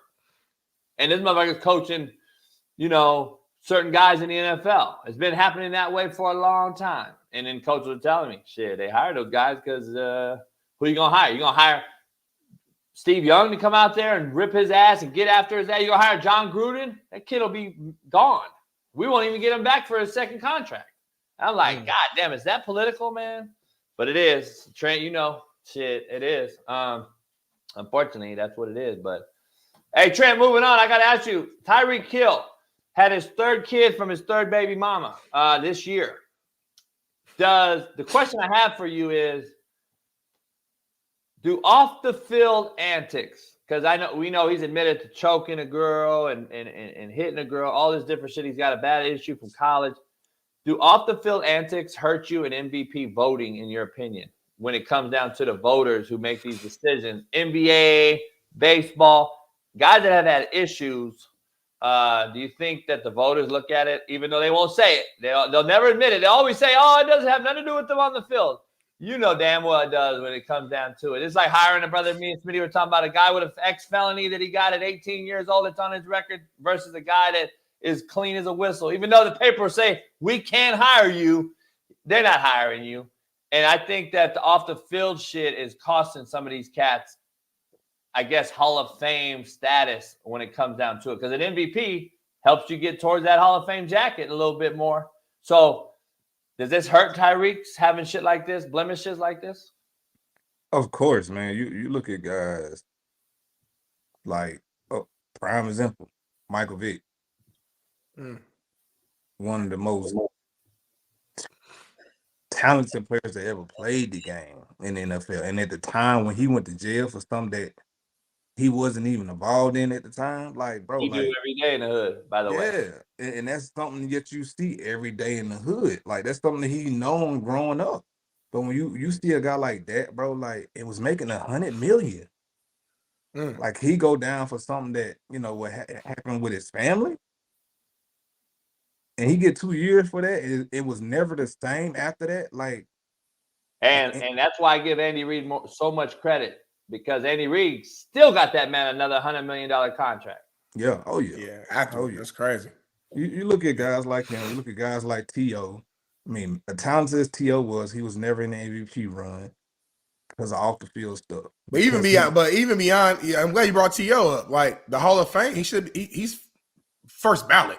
Why the hell he ends up being third ballot Hall of Fame? He's one of 3 all-time receivers of all time. In my opinion, him, Randy, and Jerry. I don't think there's even like too much of a conversation, really, honestly. You know what I'm saying? It's like because and T.O. never even got in trouble. That's the thing about it. We always say off the field with him. Yeah. It was really more so just he just was a showman, and he would say stuff in interviews. He would do sit-ups. Like, he would do a lot of the stuff that the media just didn't like. So they would use that to try to, tarnish his name. But he never even got in actual trouble if you look it up. But again, once the media pays attention to you, Rich, that's what happens. Yeah, and what's crazy is now they love that type of shit, right? They love that stuff. They love all the extra, because they know that shit sells. Like, T.O., like, the NFL owed T.O. Like, the media owed T.O. Like, the money he done made these folks and what these kids, that's just like AI. Like, bro, like in the NBA, old AI, like for real. You look at all these kids, like look at LeBron, you look at people with tattoos now, and all, like that's all showmanship. Like that's all they're doing, bro. Like they're expressing themselves, and like you telling me that I can't express myself. Like Ja wouldn't win MVP. Why won't Ja win MVP?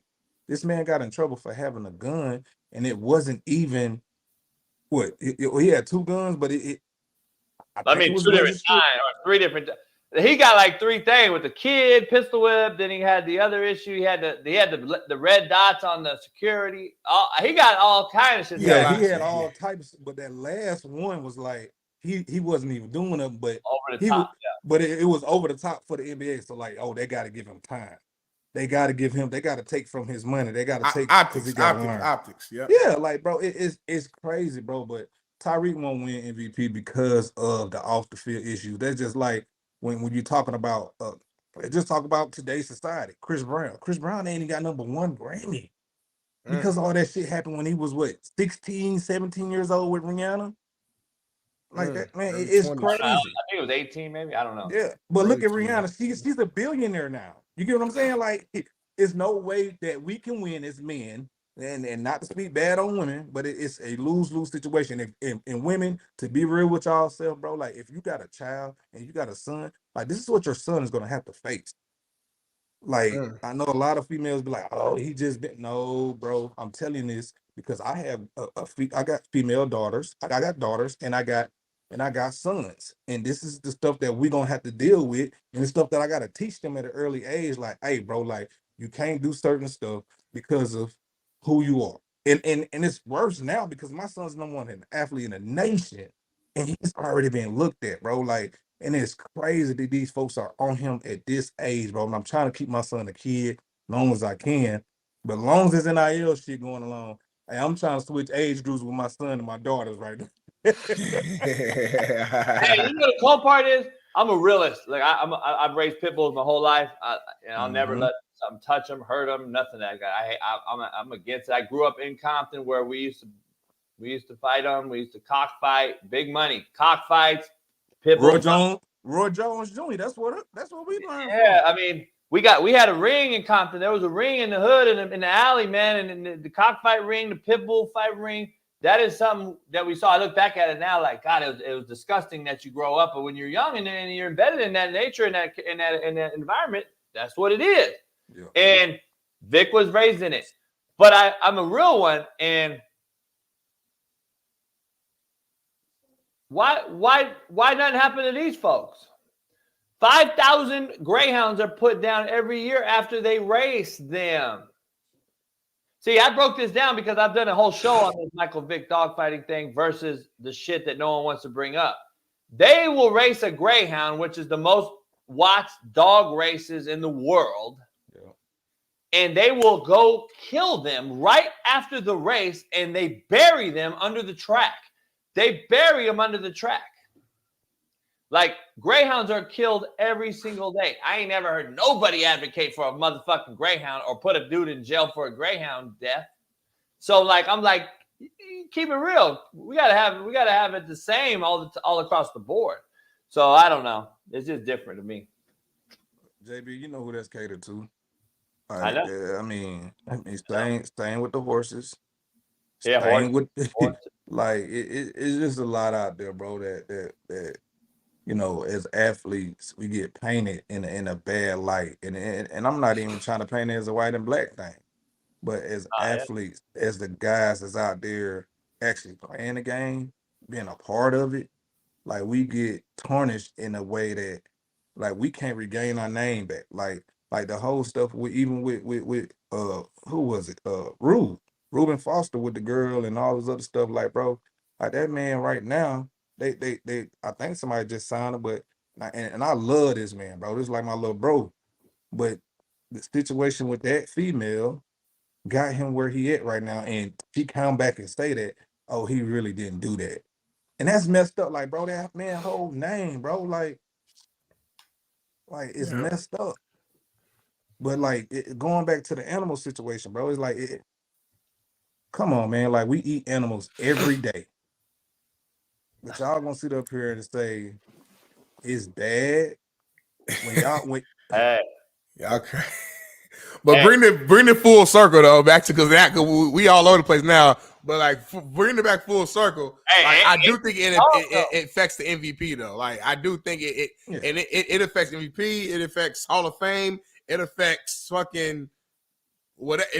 As an athlete, you almost gotta be like flawless. Anything you do outside of what they deem as the being doing the right thing or being the face of the league, they will use against you, and you will be punished. Whether it's in Pro Bowls or All Pros, they will find a way to make sure you're not at the height of heights because of a mistake or whatever they deem as a mistake outside of the field. You know what I'm saying, or something that they don't like. So yeah, free choice.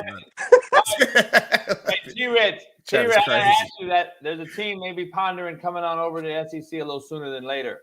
Florida State is pissed off. They got snubbed. But first of all, two-part question. At one point, when is enough crying?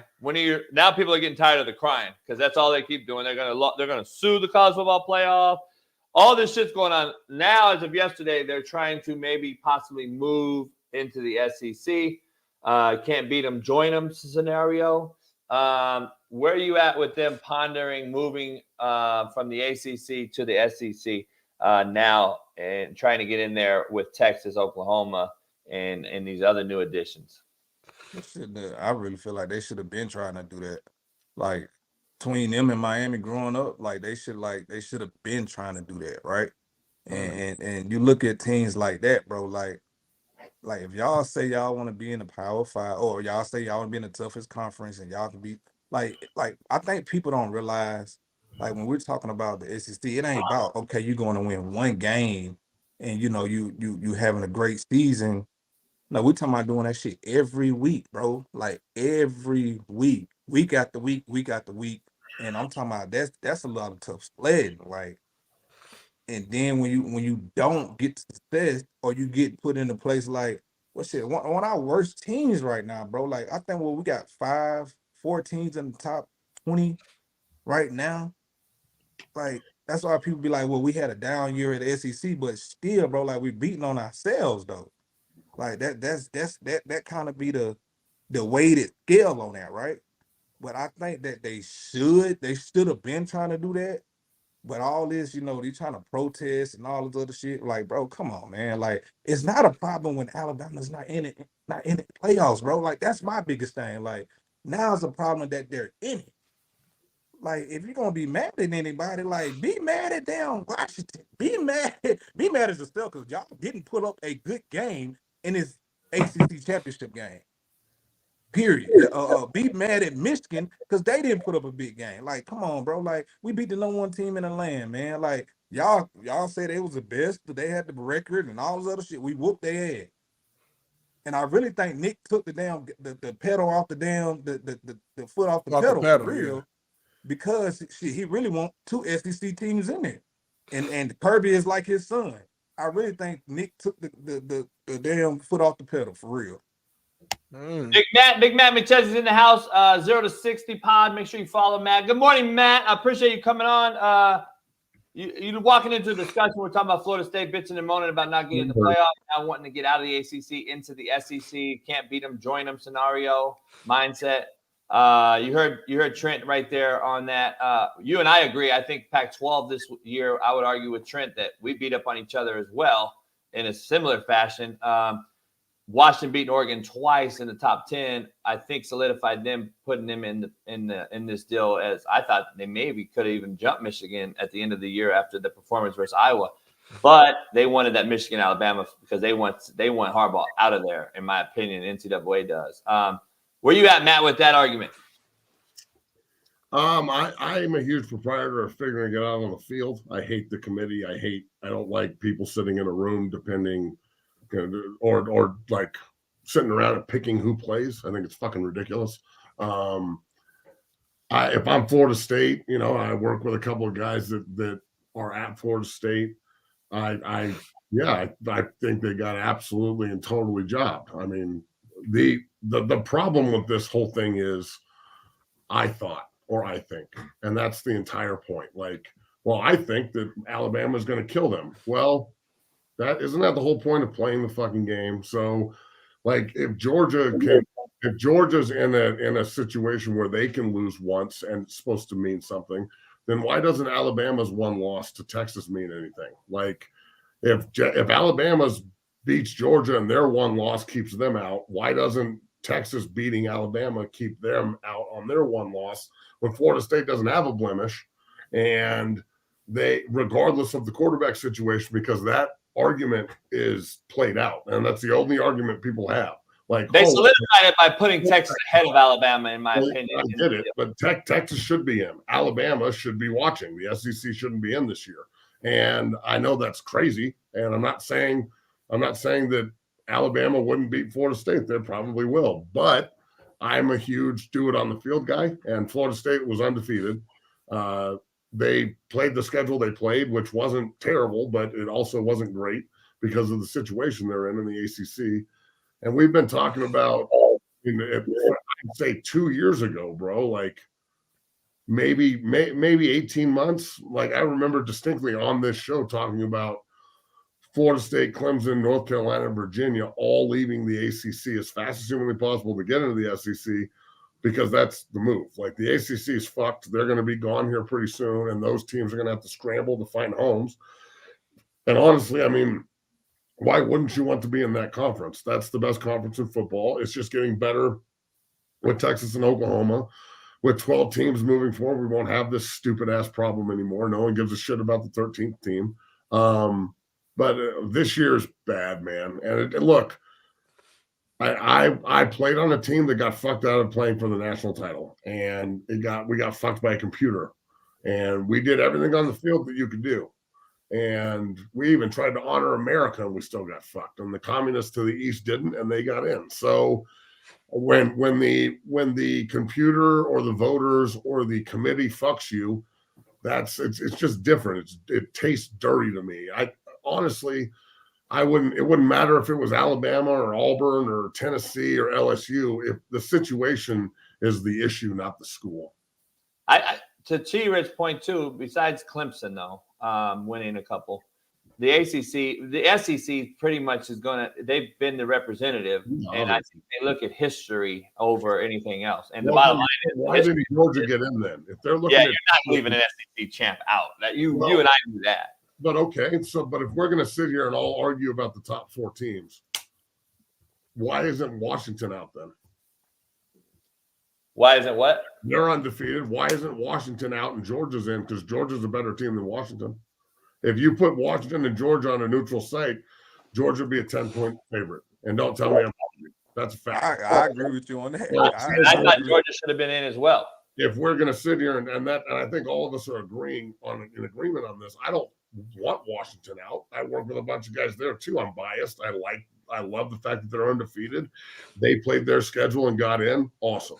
But the committee says it's the best 4, and the best 4 teams in the country, in my opinion, are Michigan, Alabama, Georgia, and Texas. So why isn't Georgia in over Washington?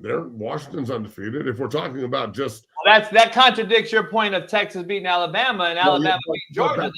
But that's the way I want it to be, JB. I don't want it to be that way. That's not the way it is. Yeah, I got you. That's exactly what I said. I want Jordan Seaton to sign his motherfucking letter of intent, but it ain't the way it is. Yeah, we'll get into that in a second. Hey, T-Rich, I know you're beckoning at the beat to talk, but I want to know this. Like, I'm on the other end of it. Even though one of my best friends in the business is coaching Texas, I thought Texas should have been out. Oh. I thought Georgia should have been in, because I think it does matter when you play. And I think it does matter. And I think you and I both know this as coaches. I know Smitty's on the, we fought week 1 and then you knocked me out. Ain't no way. If I beat your ass, there's no way in hell you're in and I'm out. If Texas out, Bama out. Big Smitty, they're together. They sync. Texas and Bama's like this. Yeah, we've had this argument 20,000 times. I'm gonna stand on that hill. I know you are. And here's the thing: like, you played though. Matt and I and Trent all played this game. All 4 of us played. We all played. Yeah. Casual fans. We played the game. You fucking can't sit here and tell me that you didn't get better at Ball State week 1 to week fucking 10. If you didn't, then you're a shitty ass team.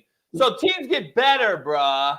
Come on, man. I understand that. Lost later than Alabama. They lost They had Oklahoma. Quinn Ewers was hurt.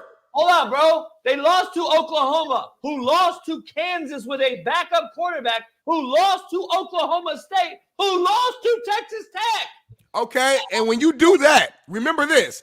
Alabama won. No. Bama lost to Texas, who lost to Oklahoma, who lost to Texas. So you can do it the same fucking way with both teams. You literally can. What do you mean you can't? I'm doing it right now. And to argue with JB, right? To be on JB's side, like people got to realize too, we had 2 touchdowns called back in the game. Like damn. And y'all also threw up a fucking amazing pass. I get it, Jalen. The best pass he's ever thrown in his entire fucking life to beat Auburn in the last game of the season. And we still had 2. We still had 2 touchdowns called back in that game. But stop getting penalties and shit. I don't know what I'm supposed to say. Be disciplined. This is my issue with the entire process, though. We're not talking about outcome. We're talking about what ifs and and that sucks because we're all outcome oriented dudes. I guarantee it. Yeah. Like I wish we could just play and figure it out. Like this year is unique, but it's not. Let me ask you. It's not like it's never happened. Do you remember that? What was it? The first or second playoff? Didn't TCU and Baylor wasn't TCU and Baylor like ranked second and fourth or third and fourth, and then after the last week of the season, TCU went from third to out, and they put somebody else in. Something weird happened. Yeah, what just happened, and that it's just it. Look. I wish that in a perfect world they could just make the Georgia-Florida State game a playoff game and give the first 2 teams a bye and just amend the contract. Like contracts get amended in negotiations all the time.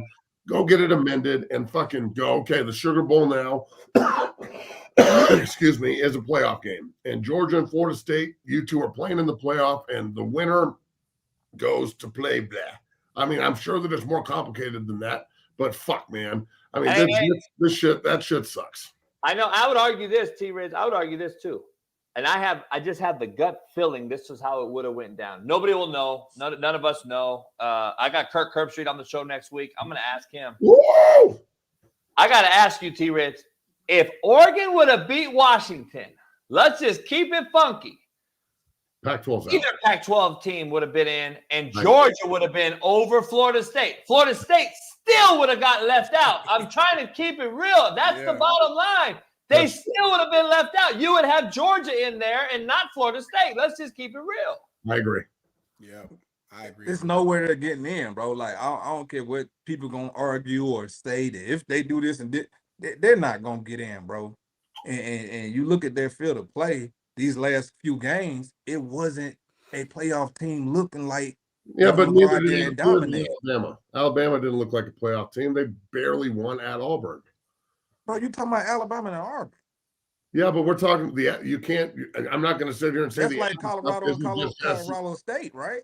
But Washington State is just as significant for them in the Pacific Northwest, and that was a 24-21 barn burner. Like it's almost the same team. I get that. That's what I'm saying. I'm not. And Georgia Tech.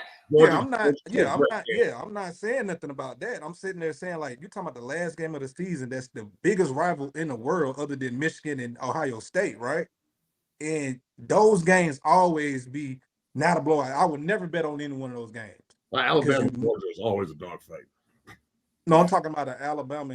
Auburn. I would never bet on those games because of the rival. Like, them motherfuckers don't care about who they play all year. That game right there, you already know, bro. Like, when it comes to that rival, bro, like, that's the only game that matters in the state of Alabama. Point spreads and on record. Yeah, bro. You got to think, it ain't no pro teams in Alabama. Like, that's their programs. But let's be real. That's one of the reasons why all of us are so upset about rivalries leaving.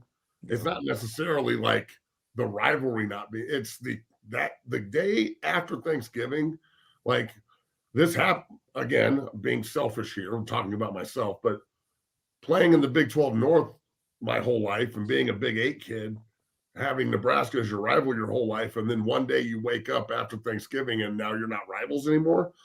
Like T. Rich, this year's the last year you're playing at Auburn. How do you feel about that? That's crazy. That shit. Yeah, that's crazy. It's not true, but it gives you a pit in your stomach. Like, imagine not playing the Civil War anymore. Imagine not playing the Apple Cup, not playing Bedlam. West Virginia and Pitt. Like, when the backyard brawl got extinct and like they just play like they're 15 miles away from each other, they don't play no more. The college football, if they're going to go down the road they're going down, I really think that they should try and figure out a way to keep the rivalries intact, because it's really important. The most important games in the last 5 years in Boulder have been Nebraska at home, at Lincoln, or at Lincoln, Nebraska at home, and then next year at Lincoln. Those are the biggest 4 games, and they're all non-conference, just exhibitions. So, but what they're gonna have to do, they're gonna have to make it just like how Florida did, Florida State, Florida did, Miami. Like they're gonna have to put it like it gotta be in the schedule. Like it gotta be in the schedule some type of way. Do you think that they should? Like, I'm sorry to ask the question, Coach, but like, do you think that they should mandate it so like everybody, like the SEC opens with, like Florida will open with Ole Miss or something, right? Because they've got to play Florida State at the end of the season. Clemson will open and South Carolina will open with a conference game because they have to play their rival at the end of the year that's not in conference. So I think that everybody should, like, that's the way it should be. Like, after the day after Thanksgiving or Thanksgiving weekend, that should be fucking rivalry weekend. That should be Texas A&M, which is about what it is now. Colorado, Nebraska, Oklahoma State, Kansas State, or Kansas State, Missouri, something like that. You know what I'm saying? Like, that should be hit West Virginia. Like, every rivalry that's significant, unless you've got multiple, like Florida State, Florida, that's probably going to stay. But you could argue that Florida State, Miami is a better rivalry. So, like, then it spurns that discussion as well. Like, is LSU a bigger rival or Auburn?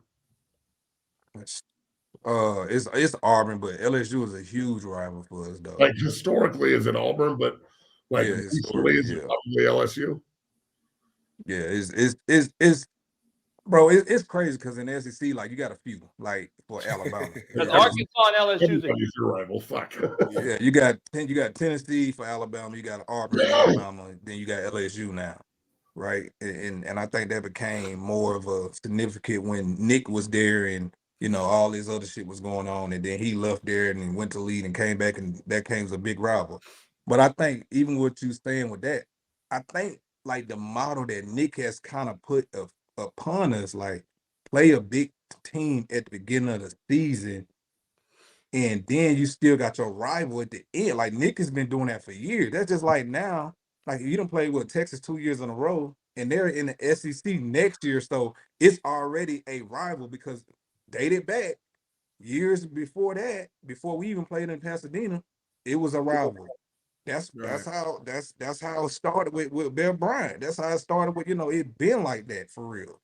But we play them when we play them, but now you got to play them every year. So I think you're hit that right on the head, bro. Like, you got to mandate that. Fucking ass. I don't know, Matt. To your point, before we move on real quick, is the travel now, though, overbearing this whole thing? Because now you got Cal playing in the ACC that's going to have to go play fucking Virginia. And, I mean, I get it. I don't care either, but is that going in their thought process? Like, okay, I'm just so fucking flabbergasted. I don't know what to use. The West Coast softies and like the people that don't really like football that are going to the ACC now, yeah, they're probably going to bitch and complain about it. But you invited these fucking, pussies into your league, so this is what you got to deal with. So look, I mean, I mean, that's the way I really feel. Like, the fuck, bro. Like, come on, let's be real. So I think that if they were on the Oregon Trail and like the 4 of us were in a fucking covered wagon with some oxen and like we were going to die of dysentery or we couldn't get across the fucking river on the way to Oregon, like, yeah, that would probably be shitty for travel, but I think they'll all be fine. That's just my opinion. Hey, T-Rich, I got you for 5 more. Oh yeah, you good. You got for 20 more, he said. Shit. The kids at home, man. T-Rich is died from dysentery. All right, we got till 8. We got 18 minutes then. We got to take a break at 18, and then after you guys. Let me ask you, Matt. Colorado in the news, obviously. It's big news. They're putting all this. I didn't know anything about it until last night about this lineman. I know Matt and I had some conversations off the record. I also talked to a few other very good inside sources on this. And I don't want to talk and show anything that we talk about off the air on the air because that's what bitches do. Anyway, I want to know, why are you laughing? You know that's true. It's true. I want to know, Matt, you guys signed 5 high school kids. That's obviously the glaring thing. Everyone's blasting out there on social media right now. And then you have the number 1 lineman, who I did not know is kind of reneged and kind of backpedaling. I've seen this before, though. I wouldn't be surprised if he still signs with Colorado. I think it could be a ploy. But Maryland, is this what I'm hearing is who is in the mix? Hey, shout out to Loxley. That's my boy. Known him a long time. I'm surprised that Maryland's anteing up here. Is this a money play only? Is this what it's become? Oh boy, look, man, I'm going to try. You got to tread lightly here. I'm going to try and temper my opinion and expectation until I know what's happening. Okay. On my podcast, 0 to 60, we were going to have Brian Howell on today, who covers the Buffs and does a great job for them and has for 15 years. But we moved him to tomorrow as well because we don't know. So I think that this situation, if I'm just looking at it from an outsider's perspective, it's pretty tough, bro. It's pretty tough. When did it happen? He just didn't sign. So he's the number 1 player in the country. He came out, obviously. He signed yesterday on early signing period. Yeah, and yesterday is when everybody signs. All my guys signed yesterday. Gage went to Tennessee, and Stonebreaker went to Kansas State, and Jackson went to Washington State, and guys are signing all over the place. Great day. Everybody here's had that experience. It's incredible. Seaton came out 2 weeks ago or whatever and made a display on national TV and the hat. It was with Skip Show, whatever it's called. Undisputed. Unwatchable. Fox Sports. What? I think that I'm more concerned about the young man, not the schools. I'm very, very, very concerned that I've seen this before where top-notch 5-star kids are either not getting any advice or the advice they're getting is just awful. And I don't know if he's getting played behind the scenes. I don't know if this is all just pay me now on potential, which is what college football is these days, and that's fine. I have to tread lightly here because any time you like say anything criticism based about CU, Prime, Seton, or anything, the fanboys go off, like they lose their minds. They don't understand why I'm so. You remember 3 weeks ago when I said, yeah, let's wait and see and make sure everything actually works out and grown ass man's game and let's make sure everything's copacetic, and everybody attacked me for it. Remember that? Well, this is why I was saying let's sit down and see and wait and make sure everything's copacetic and get his name on the dotted line before we start talking about him being the best offensive lineman that's ever played at Colorado. So I now am sitting back going, okay, I'm more concerned about the young man. I think that this is a huge red flag that he'll probably be in the transfer portal next year. Like this is commitment jumping. This is like the kid that from the Riola kid actually signed with Nebraska, or did he just commit? Anybody see? I haven't seen that. But like that kid, sorry, Bailey, not to boss you around, but we got to figure that out because that's another example. Like that kid jumped to 4 different high schools in 4 years. Went from Georgia, Arizona, back. Exactly. Now he was committed to Nebraska. He did sign. Good for him. Good for Matt Rule. But I'm looking at it like I'm really concerned about the young man, the advice he's getting. I hope that they just had an Elvis Doomerville situation where they can't find the fax machine or they just something got screwed up.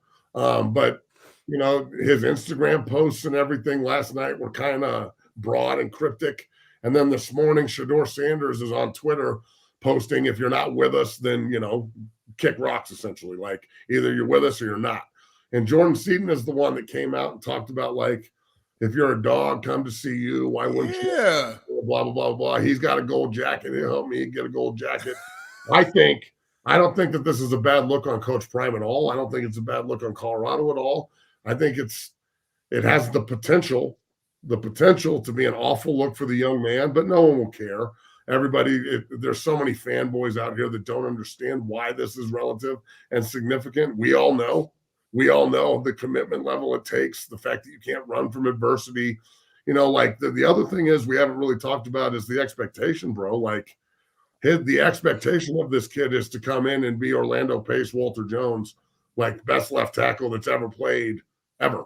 And that's the expectation on this kid. So those expectations weigh on people as well. We all know that as well. T. Rich better than anybody being, what were you, a 5-star recruit? Yeah. A 5-star and then a first-round draft pick. So much of it, and I'm not trying to talk shit here, T, is where you go. Exactly. You went to Cleveland and you fucking had a great start. And then like the instability in the franchise, that doesn't help young talent develop. That deters young talent from wanting to be there. So I'm not saying that's what happened. I don't know what happened. I'm surprised just like everybody else. I was surprised when he committed. I'm surprised that he didn't sign. And it's a huge red flag for me that it's all about him. And man, now they're predicting that he's going to Maryland. And he came out and said, I want to play for somebody that looks like me. Well, he crossed that box off with both coaches because obviously Loxley is a black dude. So I can't be mad at the kid, bro. This is the way it works. This is what college football has become. But I don't like it. I don't operate like this. Like if I shake your hand, especially national TV shit, if I go on national TV and I put my name behind the school and I start talking shit, like you're soft if you don't come here. Well, what does that say about you if you don't come here? That's where I'm at right there. People have been decommitting since the beginning of times. Like verbal commitments coming at that's normal. That's okay. But he went on national television, one of the biggest sports TV shows, and did a whole fucking like spiel about like, why wouldn't you come here? You saw we trying to like you did all that.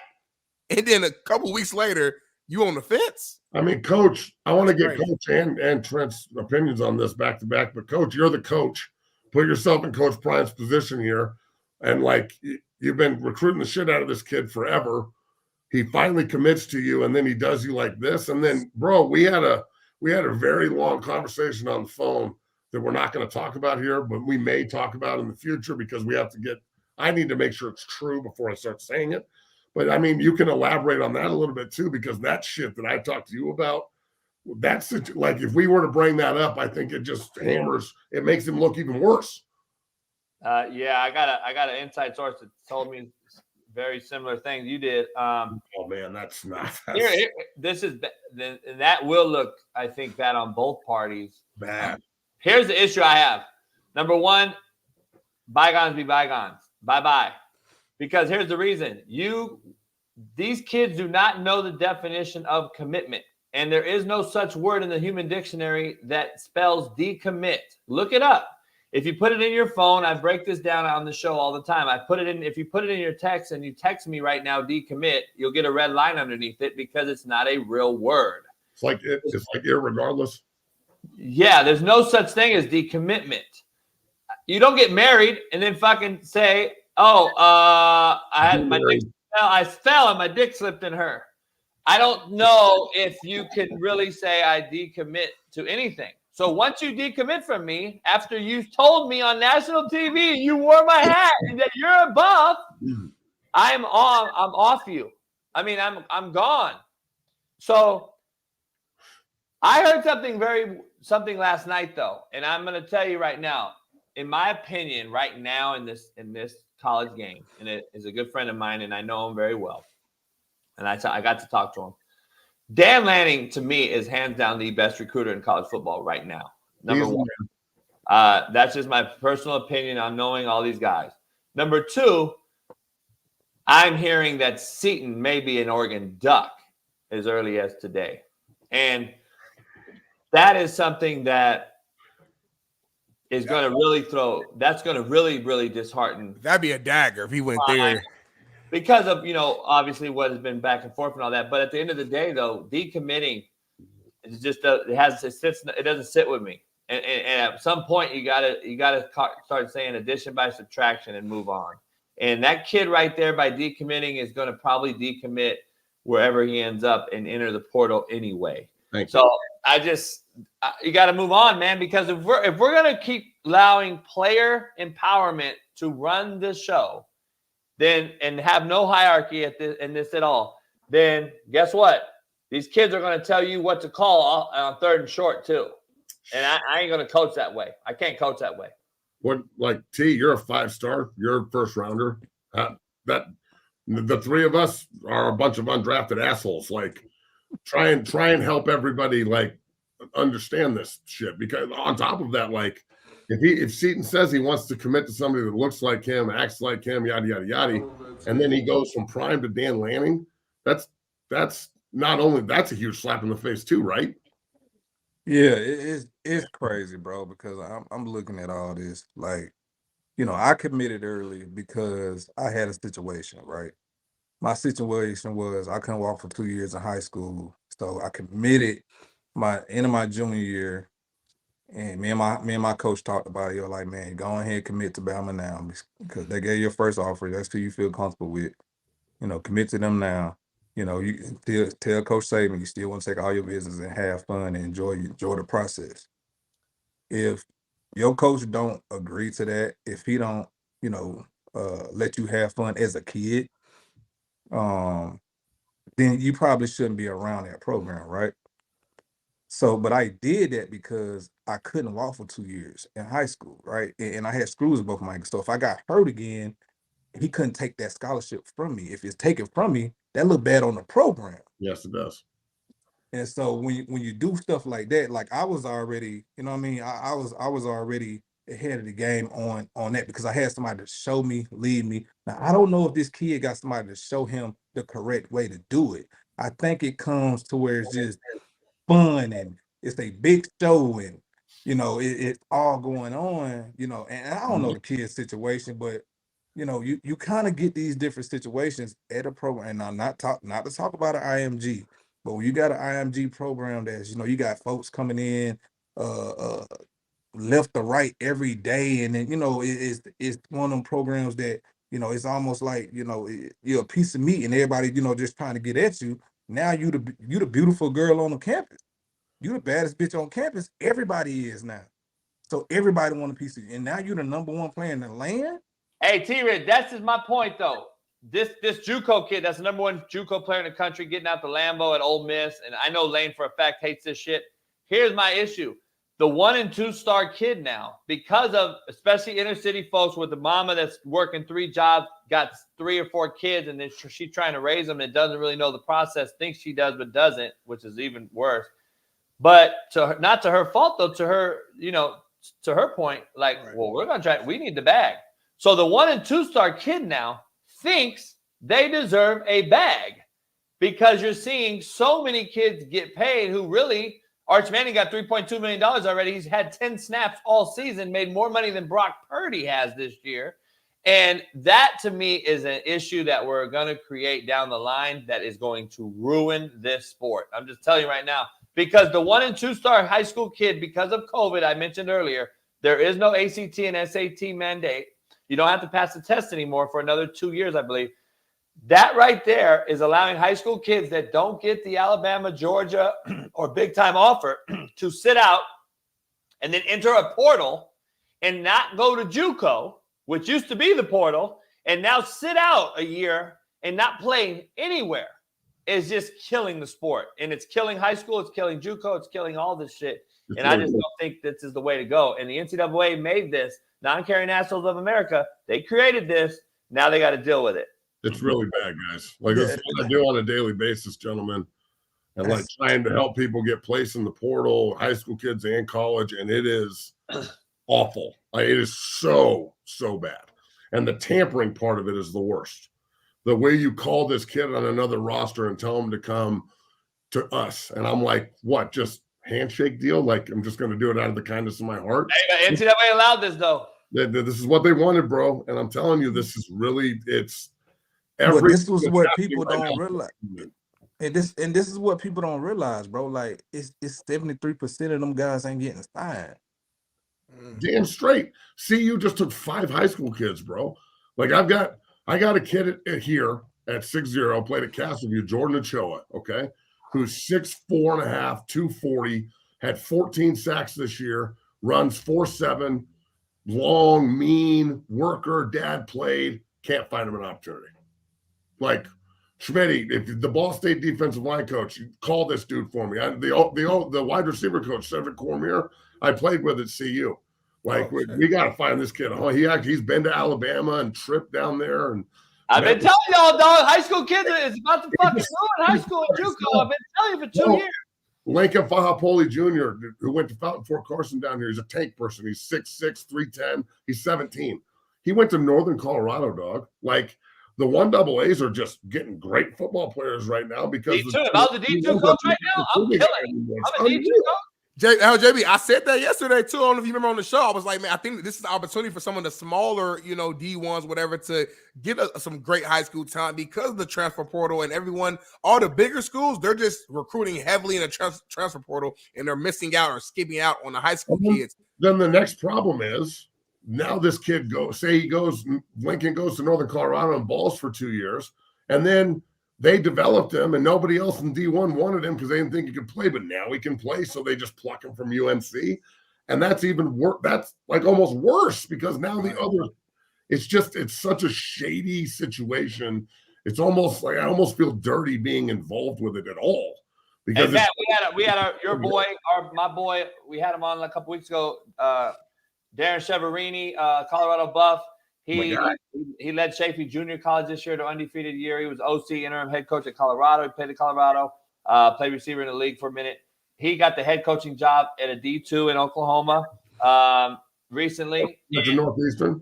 And I spoke to him the other day, and I was like, dude, you can kill it. You can get high school kids that are D1 kids. If you can just sell ISO and Eskimo, you could get some D1 kids that are D2 now. I'm talking to him like on Monday. We have a meeting, a Zoom meeting, where I'm like, hey, DC, we got dudes, dog. We got guys that you never would have been able to recruit there that you should go get. There's dudes in the transfer portal that are just sitting there. You can go right now.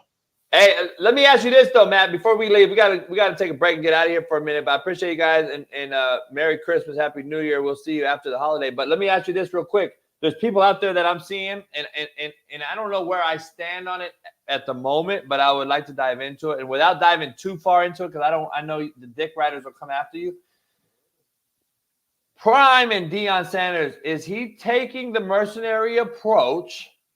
Because we all know, and I'm trying to word this correctly, we all know in a profession that we are fairly new at. Like when I started teaching for the first time, I was a Googling motherfucker. I was Googling papers out and handing them motherfuckers out because I didn't know how to teach. Are we looking at Deion and Prime by taking 5 high school kids as a lack of experience in this profession and saying, you know what, I can coach grown men, older kids, because I know how to get through to those guys. They're already kind of somewhat trained up. I'll get them, culture them, get them in the right direction, and win with those mercenaries over building a culture and teaching 17-year-old high school kids. And that's why we're taking the 5 high school kids and taking this other approach.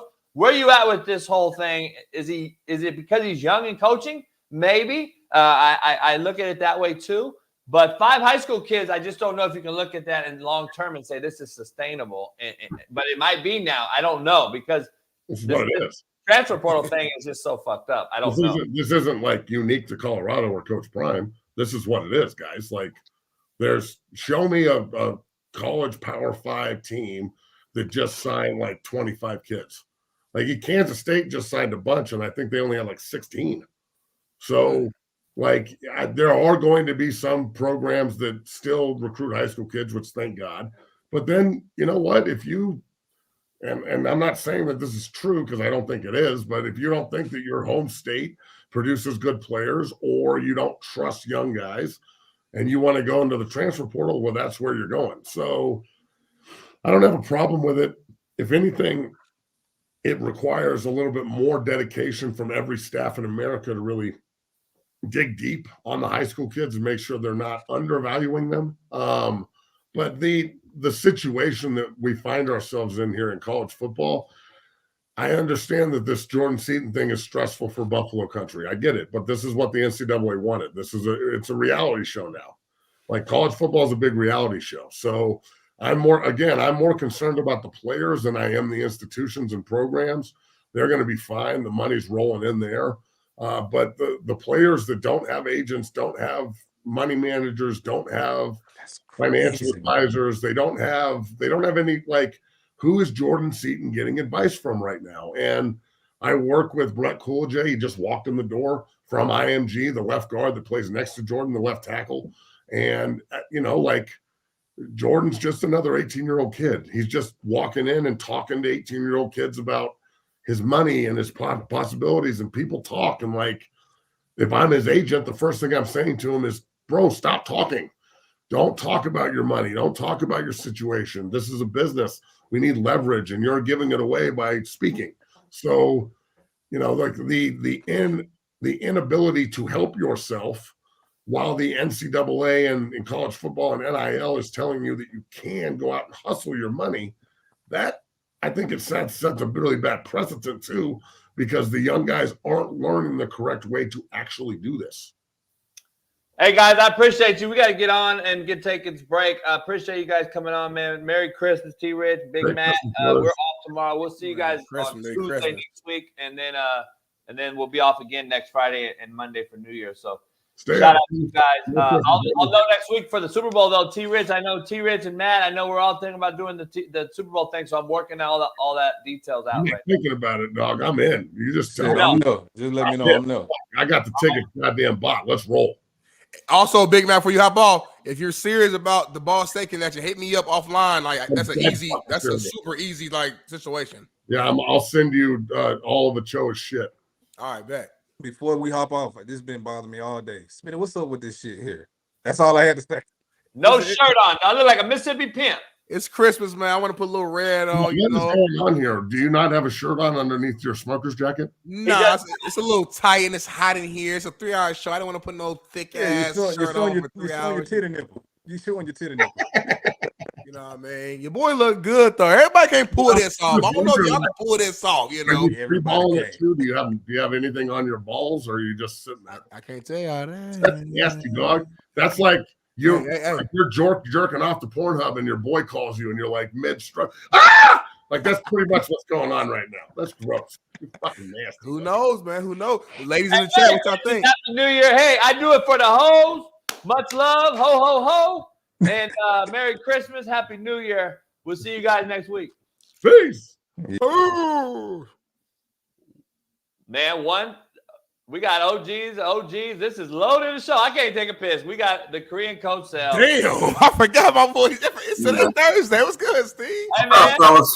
Hey, I heard Steve talking on Whitlock. I listened to a whole show about Herb Street and stuff. I gotta get Steve. We gotta get Steve some money soon, man, because he living life like he ain't gonna just come on every show for long. He's told me, Smitty, he loves his time more than money. I am on the same thing. I'm exactly with him. But you need money to get time, though. You need money to have the freedom, though. You know what I'm saying? Yeah, like it correlates.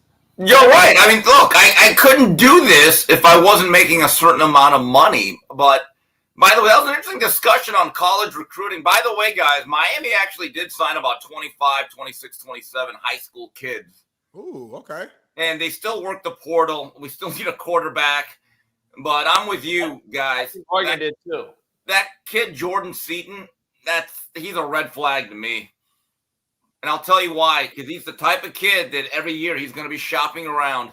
Yeah. I think once you go on a show like he did and commit, just go there. Like Jeremiah Smith, that receiver that kind of waffled on Ohio State and Miami. I was just like, you know what? Once you say in front of people, look, I've signed my letter of intent. I'm going to go to Ohio State. Honestly, to me, I think college football is in a very interesting point that if you're just going to have a band of mercenaries every year shop themselves around I don't know how sustainable it is. I don't find really a lot of interest in it, to be honest with you. Yeah. Hey, Dan Lanning's out here killing it. He just turned another Long Beach kid, a wide receiver, a good friend of mine's son and nephew, Ryan Pelham, Don Pelham, the Pelham family relative. He just flipped him earlier from Ohio State, then from SC, and now he just got him to Oregon. So Lanning out here, I wouldn't be surprised if the Seton kid lands at Oregon. I wouldn't either. You know, the best part for Lanning in terms of recruiting California right now is Lincoln Riley. He has lost control of this territory. He's getting raided. And I think SC's got to be concerned because I don't know what direction USC is going in right now. But Lanning is a worker. He's a grinder. He's building a monster up there. And but I want to see, and I'm going to try to create a database with people that are actually working. You're going to have to get about 3 or 4 more years because I'm trying to combine the NIL and transfer portal era when they're both together. So let's say we get about 7 or 8 years of data, and I want to see what is the percentage of homegrown recruits and transfer portal. What is the ratio? Is it 75-25? Is it 50-50 or 90-10 of teams that actually make the playoffs? Like, what's that sweet spot? Do you need 3/4 of your players to be homegrown that are developed by you with 25% of the other guys coming in from other programs? Because I don't know how you build a roster nowadays, guys, because that guy that you take a chance on that's maybe a 3-star, right? Mm-hmm. That understands I got to be redshirted. There's going to be higher, better players than me. But by my 3rd and 4th year, I might start to play, and I might even be a 5th-year player. Smitty, I don't know if that exists anymore in college football. It doesn't. It doesn't exist. But I truly think, I talked to Weddle and you. We talked last night. I truly feel that Deion lacks experience in this process of rebuilding a program. We saw what he did at Jackson State with also transfers and mercenaries, not too heavy in high school. You can do it at that level a lot easier than you can here. He did it, started off with like barn burner. Everybody thought he was the god, 3-0 versus ultimately 3 non-bowl teams. Having said that, though, 5 high school kids tells me and screams to me that's Russian. I don't want to build a culture. I don't want to teach. Coaching is teaching. But to his defense, and I know Steve comes to prime defense sometimes for certain things. To his defense, is this the way of the game now? The lay of the land now? Do you have to take this approach if you're a team that has to win now and can't catch up to Miami? You're behind Miami in recruiting and Oregon and all these schools because obviously the culture and the program resources have been so bad. You're trying to catch up with mercenaries overnight. I don't know. He's going to have to reach a middle ground. Remember, at Jackson State, he had such an advantage because of his profile. Right. Yeah. He got a little bit of a spark at Colorado, but then reality sets in. But here's the issue, and I think it's being used against Deion. Number one, people are negatively recruiting against Colorado with this 1 point. Deion's not going to be there after his son. Yep. There may be validity to it, or Deion's going to be another job. That's a tough thing to overcome because negative recruiting takes place.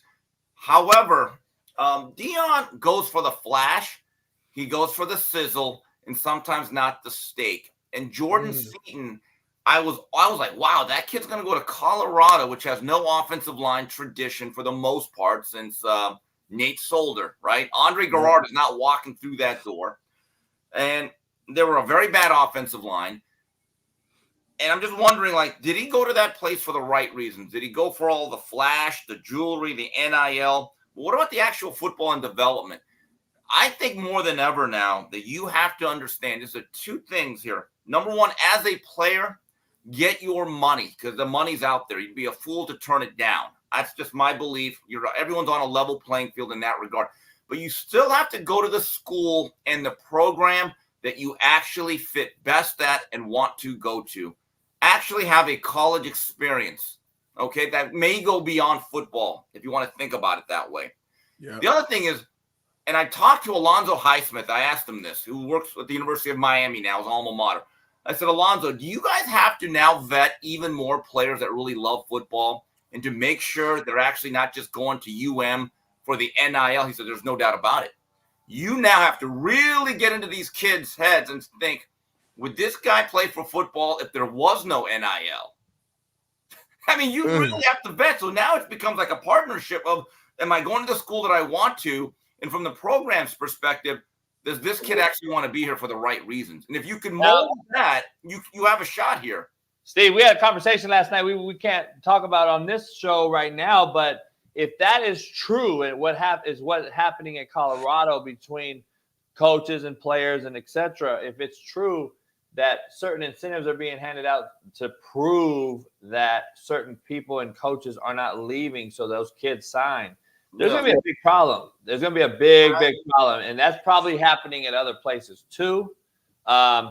But if that starts the new cycle, it's going to be very well, I mean, look, it's a different time. I'm not saying the old way was right. I remember this is years ago. There was a player by the name of Darren Crine. He was a Colorado Player of the Year. It was 89. So he's now strength coach for the Seattle Seahawks. And so he ended up having a good career at Miami, but I'll never forget reading about it.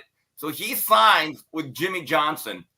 Miami had this monster class. They had guys like Jesse Armstead, guys like that. And 2 weeks later, Jimmy leaves for Dallas. And Darren Crine, he tried to sue Miami to get out of his national letter of intent. And they just said, no, you signed your letter of intent. And it was kind of contentious for a while.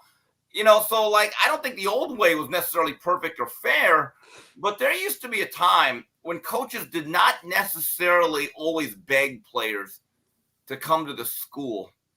You know, my good friend Claude Jones, who has 3 national title rings, he says that during his home visit with Jimmy Johnson, he went to Dillard High School, and he was looking around, flipping around at the media guide, looking at the depth chart, and Jimmy knocked it out of his hand. Jimmy goes, now, Claude, I'm going to tell you something. Wherever you go, you're going to have to compete now, because if you don't compete at Miami, we're just going to send you back home. That was the recruiting pitch. And then as he was leaving, he delivered this famous line that he said to a lot of players. Joe Brodsky was the running back coach. He was in with them. Florida State was the next home visit. The guy's waiting at the door, and Jimmy just goes to Claude. Claude, I know who's waiting out there, but I just want you to know you got 2 choices. And Claude goes, what's that? You could win with us for the next 4 years or lose to us. Now we got to get going. Make up your decide. And he just left. That's the way it was. I mean, none of this getting on your knees and saying we're going to finance an NIL and you're going to get a car and you're going to get a condo and then your dog's going to get walked. I get the fuck out of here. I just, it's a little bit ridiculous. They need to change the NIL. They make it multi-year deals, make it so that a player at least has to be at a school for more than 1 year. But once again, the NIL has already been bastardized. It has become pay for play when it should have been, if you are a famous, iconic player, you get to cash in on your brand. Alan in the chat, Hialeah Beach, Florida kid, played for me, quarterback. He's coaching high school football now in Texas. He's a Miami kid. He wanted to know what you think about the commits. He said he wasn't too surprised. He knows Mario well. Alan runs a big time. Look, Mario's going to recruit. He's one of the best in the world, and he is relentless. And I think Jeremiah Smith is going to be the last real big-time #1 player out of South Florida that's going to leave Miami. It was hard to overcome the Ohio State wide receiver tradition, the Ryan Day system, and they had a lot of ground to make up. They just couldn't do it. But if you look at the improvements of the Miami locker room, I'm talking about the specific rooms. Linebacker, much better. Running back's been improved. The offensive line's been a lot better. The only other room that has to be upgraded now is safety. But Miami's ready to win now. If Mario can just coach a little better on game day, this should have been a 10-win team this year. But I've talked to a few people that deal with Mario. He still believes that he wants to get his guys in there. He doesn't want to be transfer portal heavy, which makes me feel good. But again, if you're that guy that's already been redshirted and at the end of your second year, you're looking at that depth chart, and some other school says, not only will we give you a starting job, and we'll give you another $75,000 more, that's a tough thing to turn down as a young kid. It is. There's a reality towards it that did not exist. But I said this to a booster, a guy that gives a lot of money, that is very involved. I told this booster, because I know that kids have been helped outside of football. I said, I'm going to tell you this, if I were you guys, anyone that stays at Miami for their whole college career and is not pushed out, I would tell a kid, when they call me for a job or a recommendation, when I see that phone number, I'm going to say, I'm just telling you, this is a cold-blooded thing, but I'm a bastard because it's blood in, blood out with me. I'd be like, if this kid graduated Miami and was stuck with us, he's going to get my help. Now, if he transferred and thinks he's going to come back, I would just say, you know that school that you went to? Yeah, get their alumni association. Bye. That's just the way it is.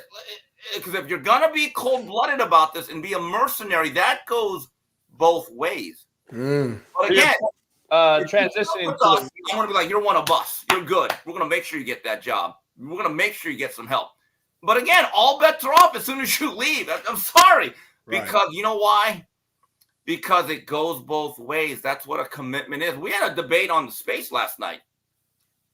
If, let's say, a Jeremiah Smith wanted to transfer back, he missed home, my belief is no, blood in, blood out. I actually think if Miami is good enough, which again, we'll see, I would tell some of these players, you have one chance to be at Miami. We're not taking you back. And I upset a few people because they said, well, he's from South Florida. And I said, that's even more reason why I should have stayed. Like, there's guys losing guys crazy. I never heard of a guy leaving Georgia to Kentucky. That's just the name of the game. Well, here's the thing that gets me about Georgia. They've lost 18 guys, and 5 of them have been 5-stars from the past 2 years. And my view is, wait a minute. Why would you leave Georgia? They got a great culture and they win. Is it just about wanting to get a little bit more money? I think all those guys are red flags as far as I'm concerned. They are. And everybody's losing kids left and right. These are portal discussions, not a high school commit we're talking about in Prime's instance with the Seton kid. But the transition to the West Coast real quick in the college world, to my point, I've made it for a long time. You cannot be at UCLA and USC and not have an LA base or root or thumbprint or be from here straight out, at least in the state of California. But I think a Southern California native. Another kid was just lost to SC lost right here in Long Beach, right in our backyard. A friend of mine's son, Long Beach Milliken, plays in the Moore League, who I used to play against every year. He originally was going to Ohio State. Then he commits to SC. Now Lanning stole him. He is headed to Oregon. How do you lose these type of guys in your backyard? In my opinion, Lincoln Riley has no idea how to recruit an LA kid, and he is getting absolutely murdered. And I just don't know how you continue thinking this is the guy in LA. You can't do it. Well, Coach, isn't he actually not allowing high school coaches at practice, which used to be a tradition for years at USC? Yeah, like local high school kid, like it's crazy to me. Makes no sense. He welcome him in. Here's meet Snoop Dogg. Fuck, everybody was at USC. It was a party.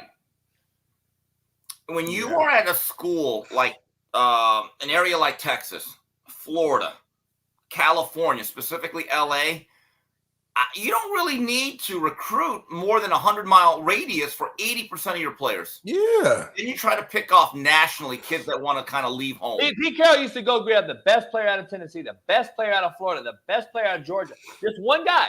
And Mitch Mustang, Brandon, what's his name, out of New Jersey, Cushing.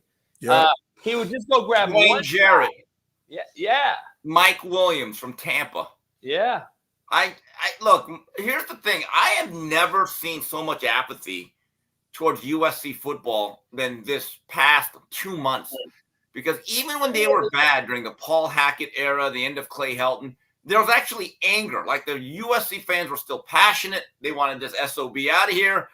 Now it's almost like they don't care. Like Lincoln Riley, in my view, has actually killed the passion of USC football fans. And I'm just telling you, they don't want to admit it. I think part of it is that I think they like being the Pac-12, most USC fans. They didn't care about the TV deal, the changing. now you're going into this foreign conference where you're going to be playing 9 a.m. Rutgers games. That doesn't really excite me as a fan. Yeah. You know, you lost your DNA. I'm still in disbelief that USC and UCLA are not in the Pac-12 and that there's no longer a Pac-12. And Lincoln Riley's reputation, everything that Oklahoma fans said about him, is coming to fruition. Yeah, I don't know. The transition to NFL tonight, right here in LA, SoFi Stadium, Smitty's backyard. He gets to look, open his back window. He gets to watch the game right from his balcony. Rams Saints, interesting game. Both teams trying to get one of these last NFC spots. This is a very important game as far as the overall big picture. The Rams are playing as good as anybody. I thought they proved that again last week after they should have beat the Ravens. I'm still on the side that they are a top 5 playing team right now. Not overall record, of course, but Big Smith, Bay, do I have my top 5 NFL teams? Let's see. I think I sent it to you, or it's in the thing. But right now, if we're talking my top 5 NFL teams as of right now, I got the Niners obviously at 1. I got the Ravens at 2. I got the Bills at 3, Steve. I'm going to go with the Dolphins at 4 and the Lions at 5. I got the Rams right there, though, as far as playing now, as far as how they're playing right now. I would have the Rams, Dallas, Eagles because of their record, all in the hunt. Colts. The Colts are playing well. The Texans still are in the mix. But in the Jags, I just don't know. I was on Sean Salisbury's show this morning. Herb Street was on there, myself. Herbie's going to come on this show next week. I wouldn't argue that the Rams are – we argue that Rams are playing like a top 5 team right now. I don't know if anybody wants to play the Rams right now. Are you on the Rams side on this, or do you think look, they become a tough out. Matt Stafford is still a gunslinger who knows how to operate inside the pocket. And he can carve up defenses. And that's a team I would hate to play in the first round of the playoffs when you have a veteran quarterback with Super Bowl experience. And let me just say something. The team that I really like, because I like them, but I know that their weakness goes right into the Rams' strength. If the Lions get stuck with the Rams in round 1, with that secondary of the Lions, that is a troubling matchup, even if they have to play in Detroit. That would concern me as a Lion fan. Yeah, I agree. Not for sure. I agree. Who do you got tonight? Rams, Saints? I don't really know. I mean, the Rams, they have a better quarterback situation, don't they? And they're playing at SoFi. That should be a Ram. By the way, did you see Jameis Winston last week? This guy's an American treasure. I know he's a Florida State Seminole. But Suitcase. He brought a suitcase. He said, "This is what's keeping us from greatness." And he opens it up. And he said, "There's nothing." Hey, I love Jameis, Steve. I'm so glad you're on the bandwagon. I mean, as the kids say, that's bars with a Z. Bars. Oh, my God. Tony Robbins. Give me Jameis. And he's country, too, so just hearing that accent when he says it. Man. Hey, who do you got? Who do you got winning the AFC South? The Colts, the Texans, or the Jags? I think the Colts. Really? Because they have their quarterback of the future, Gardner. I was almost there with you, Steve. I was feeling good. We already know that without Gardner Minshew, Pittman has nowhere near 95 catches. Let's just be honest. So I don't disagree. Look, here's the one thing that Gardner's going to give you. He does not have the athletic upside or the ceiling of AR5, but he gives you a certain consistency every week. You kind of know where he's going to be. He's not going to be great, but he's never really going to be horrible either. I think with Anthony Richardson, you were going to have a little bit of Dow Jones effect. Mm-hmm. He's like the porn star fluffer. He's always going to be consistent. I got to ask you real quick, we got to get to some hell yeah, hell no with you before we get out of here. Hell yeah, hell no. The Eagles and Cowboys will lose a first-round playoff game. The Eagles seem to be wavering. The Cowboys, it kind of depends on the matchup. The Eagles, again, you get a year and a half schematic advantage, and Jalen Hurts may be banged up. The offense is scuffling, and you give up a 92-yard game-winning drive to Drew Lock. That's almost inexcusable. It really is. You can't allow that to happen. I like the Cowboys more, to be honest with you. I really do. And again, they got the ball jammed down their throats by Buffalo. But if they could play from ahead and you let them pin their ears back defensively, it's a different ball game. I would say the team more likely to lose in the first round of the playoffs out of those two without knowing the matchups, which is key, I'd go with Philly. Yeah. I got to stick with Philly because that was my preseason pick, to go to the Super Bowl and win it. So I got to stick by my guns. They got internal issues. They do. They have an easy schedule these last 3 weeks, so hopefully this will get some confidence going, get some good. We know the game of football is about momentum, so I'm hoping they can get some good momentum going as they enter into the playoffs. So we'll see. Steve, before you get out of here, I know there's these games on. There's a discussion I've heard you speak about. Do you think the AFC is smoke and mirrors this year? I think it's completely mediocre. Baltimore, to me, is by far the best team physically on both sides of the line of scrimmage. And I know Lamar has got a lot to prove in the playoffs. He's still got to win, 2 playoff games and to get to the big dance. It may not always be pretty, but Lamar will always make a play or two.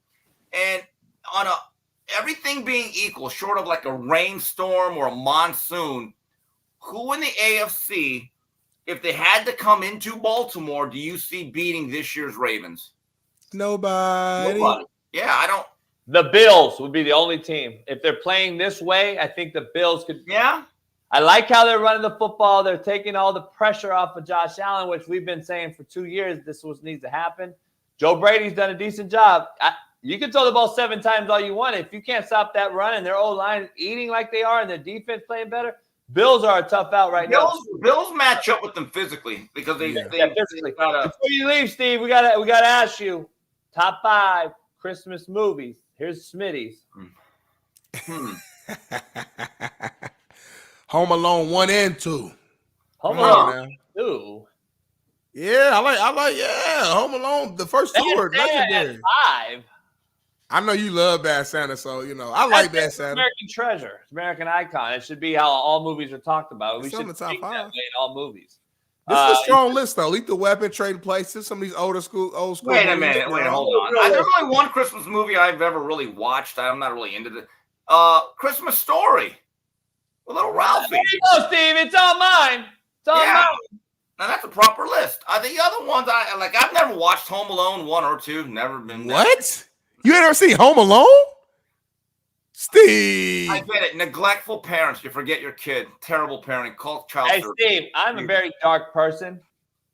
If you haven't seen Fat Man on Prime, go on Amazon Prime. It's Mel Gibson plays basically like a Santa that will fucking kill you. Yeah. I know about it. I'm not really into Christmas movies, although Christmas Story is funny with the leg lamp. The double dog dare with the Christmas Vacation. That's the only one I really care about. Oh, yeah. And then also, not a movie, but it's Christmas, Charlie Brown, where they give the tree love and the tree gets all. That's the only 2. Everything else, garbage. Sucks. Hey, we're going to have Christmas Eve at the house. I'm cooking it up. I know we're going to talk about our favorite foods later, but what's something you want? Give me something you want. The Korean kosel, something you haven't had, I'll make. I cook a lot of shit. What do you want? What do you want specifically that we haven't had at the Football Palooza? Because Coach Chef JB, it's Sunday, Christmas Eve, but we got the games on. We got a lot going on Sunday. I don't know. You want Gung Ho playing in the back? I was Gung Ho. Right. Now that's a Christmas movie. Because you know why? Because that's a movie for all seasons. But anyway, what would be something that I would want? Christmas. How about onion rings? We don't get enough. Fries is always a thing, but onion rings. Really? Like a Golden Ox in Montebello. I was not expecting. That was the last thing I was expecting, but okay. All right. I'm actually going to smoke some wings. I might do a brisket. But onion rings are always good, especially when you just get them like with some spicy mayo or something on the side with spicy mayo. Carl's Jr. is actually very underrated with onion rings. Everyone downs Carl's Jr. Burger King has the best. They're pretty good. Burger King has the best onion rings, though. They do. They used to. The last time I had Burger King onion rings, I was like, yeah, your onion ring game is really falling off. It's a spot out in Inglewood, a new spot called Storm Burger. Top tier onion rings. Top tier. Yeah. The best part about Burger King is that they have Dr. Pepper. I had one of them last night. I had a Dr. Pepper last night for the first time in a long time. Hey, is it Dr. Pepper underneath the Coke genre, soda genre, or pop genre? No, it's soda. Oh, Steve, it's a Coke. Well, I mean, soda and pop are the same thing. But by the way, Dr. Pepper is originated from Waco, Texas. Oh. Like when you go to Texas, Dr. Pepper is big. Seriously, it is big. Fact. They have like Dr. Pepper like stores and everything. It's the greatest thing ever. Hey, did you see the transfer portal kid who entered the portal? I think at Western Illinois or something. He entered the portal. They played a bowl game. He suited up and played in the bowl game. He's the backup quarterback. He comes in and throws for 5 touchdowns. They're down 28 and wins. For Western Kentucky. Yeah. Here's my point. I wish more kids would just hold on, because this situation right here would happen more often. Stop leaving so soon. Somebody may get hurt. Something may happen. I mean, this guy one-handed the shit out of that, but that was a hell of a catch, right? Forget the throws. But I mean, this kid came in and gave his team a shot. They end up winning, down 28. It looked like he could throw it. He was already in the portal. I don't know if he's entering the portal anymore or not, but he was a third-string kid. I mean, people often leave. Steve, look, guys, look at this locally with UCLA and USC. Dante Moore was the top 5 quarterback. Yeah. He left. Malachi Nelson at USC was the number 1 player in the country. He's in the portal. So now I've had people tell me, Steve, we don't know if anyone's going to really recruit quarterbacks the way they used to. Why not just pick off a junior or a senior? I know. And I'm like, really? So the days of just waiting a couple of years, learning a system, redshirting, backing up, and then being ready by your 3rd year as a redshirt sophomore, that's over with, right? That's terrible. It is. It is. Really is. It's sad. Steve, before you go, who you got winning Monday night, Ravens or Niners? That game's at Levi Stadium, right? Yes, it is. I got the Niners. All right. I think the Niners are one of the few teams that matches up physically on both sides of the line of scrimmage. If you're a betting man, Steve, is this the Super Bowl preview? I believe so, but I think the NFC is much tougher than the AFC. I think it's much deeper. And let's say Brock Purdy, has a 22 for 28, 280 yards, 2 or 3 touchdowns. Does he firmly grasp the lead in the MVP? Is it NV Purdy? Depends what CMC does that game. If CMC goes for 120, 2 or 3 touchdowns, 50 yards receiving and a touchdown. And if that happens, would Rashard Mendenhall be pissed off? Now, the question is, what if Lamar goes out there and throws 3 touchdowns, 300 yards? By the way, Rashard Mendenhall was great at Illinois. I remember in 2000. Oh, yeah, he was a dude. Him and Juice Williams, they led an Illinois team to the Rose Bowl. The Illinois actually made a Rose Bowl in our lifetime. And I remember he had an unbelievable burst, and he had like an 80-yard touchdown against a great USC defense. They had like 9 NFLers on. He made everyone look slow. But Rashard Mendenhall, the play that I'll never forget, was his rookie year. And he got drafted. They're playing the Ravens on a Monday night. And before the game, he popped off and said, I can't wait to go against Ray Lewis. I'm going to show him something. So Ray got wind of it. And this thing actually looked, first play of the game, they ran right up the middle, and Ray broke his shoulder. Oh, shit. Ended his rookie year. You know what? Anthony Lewis, the greatest of all time. The fumble that everybody's showing He got lit up by Clay Matthews. Clay Matthews, wasn't it? A white guy, by the way. Huh. But anyway, yeah, but Ray. What you saying? What you saying? What you trying to say? Yeah. Ray Lewis just busted him up. That's what I remember Rashard Mendenhall for. But poor Rashard needs to shave, though. God, he looked rough. Yeah, man. I think he's got some other issues, too. Like Smitty does, wearing that smoking vest right now. You know what that reminds me of? The no shirt look? Butch Lewis, the former promoter for Michael Spinks. That used to be his thing. He used to wear like a tuxedo thing and a bow tie, but with no shirt. That was like his look. Only a handful of us can pull that look off, Steve, and I'm one of them. Yeah, you mean black guys. Yeah, that's a black guy thing. There's black no guys with black people shit. Black guys with a chest, or with a chest. JB, his chest a little loose. If you had chest hair, Smitty, you could not do it. See, I don't. I'm smooth chest, and I got muscles right here. JB got a little bit of, a little flap to him, and softness. It doesn't work right. You coming over Sunday, or you got? Yes, I am. I am there Sunday. No, I'm dead ass. I need mashed potatoes. I need some chicken wings. Wait a minute. You got the permission slip? I want some dirty rice, JB. Come on now. Listen, Fox they gave us Monday off. Thank God, because we were all scared that we wouldn't get Monday off. But we got Monday off, so I'm gonna be there. And I can't wait to see you. Hey, by the way, Coach. Poker. Hey, so Smitty got the permission slip. Okay, good. Now, Coach, I got to ask you, did it get awkward when you were on with Herb Street at all? He came on after me, so I wasn't on. Okay. But he's coming on this show next week. Oh, that's going to be awkward. That's going to be awkward. It must be something I don't know about. We're going to talk about that offline. Smitty, you know what you should do just to get him heated? Wear a hoodie. Okay. He gets very emotional over black kids wearing hoodies. He starts breaking down on air. It'd be funny if you did that. Just anyway, All right, I'll put a hoodie on. Might start crying.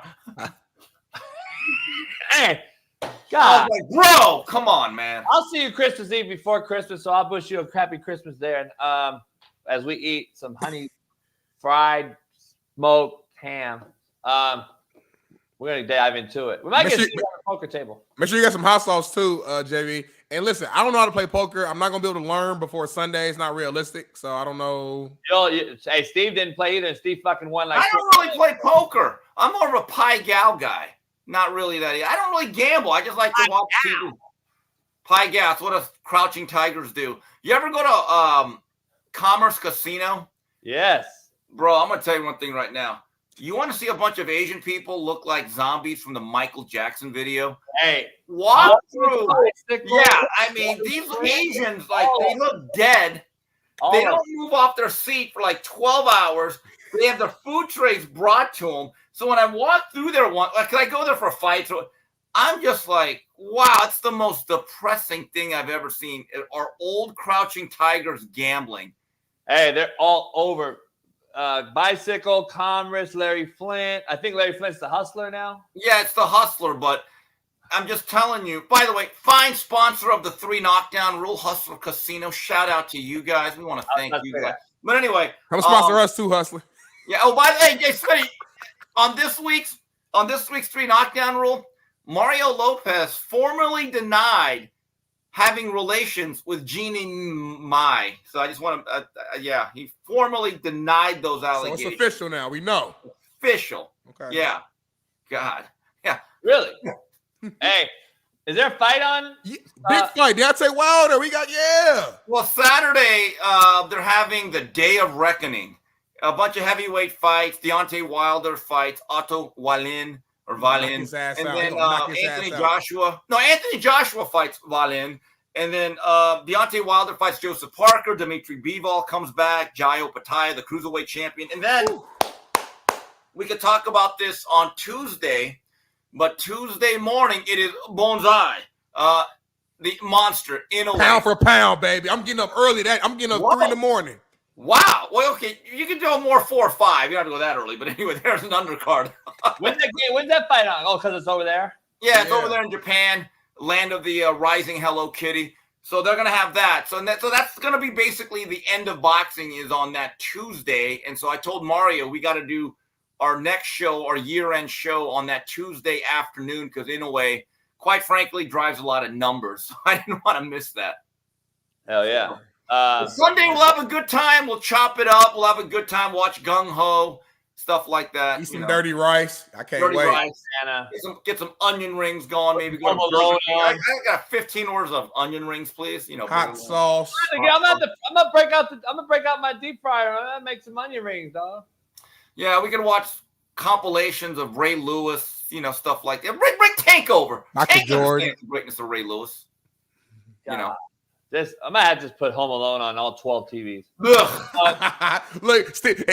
and wrap Steve up in a chair and make him watch it. Open his eyelids up. I never understood the appeal of Home Alone. I didn't. You're terrible parents. You couldn't even get babysitters. And then here's the thing. And then you forget your kid again.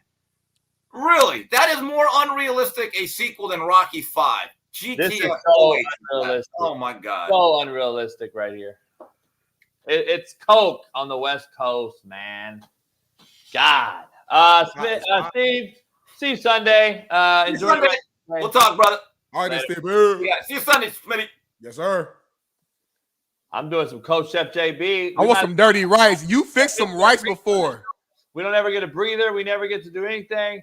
It is what it is. You sound like you scared. It sound like you soft. Like you can't do a 3-hour show. Hey, let this song rock out.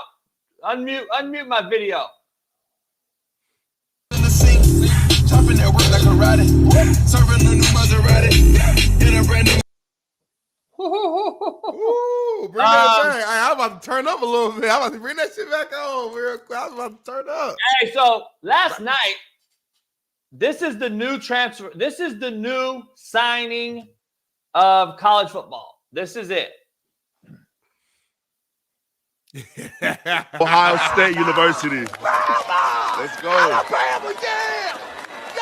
Hold on, what right now? The Ohio State University, where I'll be playing where I'll be playing for the next 4 years. I'm gonna punch you in the throat. Put that damn hat down. We discussed you gonna talk and take it to Alabama. You said that. You said you're going to take it to Alabama. Why the hell you got to Ohio State on? I just feel like I did not work for since you was 10 years old to get you in a private school, bust my ass, for you to be going on no whack-ass Ohio State. This is where the Lord led me. This is why the Lord didn't lead you to this decision. Me and the Lord on the same path line. We said Alabama, and that's what we talked about. So put the hat down. He's playing around, coach. That's hilarious. You know, that actually happened. Damn, who committed? A few years ago. Yeah, it was a while back. But this is mama was mad as fuck. I can't remember who it was. On a serious note, this right here happened. This kid took a Colorado hat and threw that shit and put on that Oregon hat. There is definitely a rivalry stirring up in the old Pac-12, what it used to be with Dan Lanning and Deion. I like it, though. I like it. I ain't going to lie. I like it, too.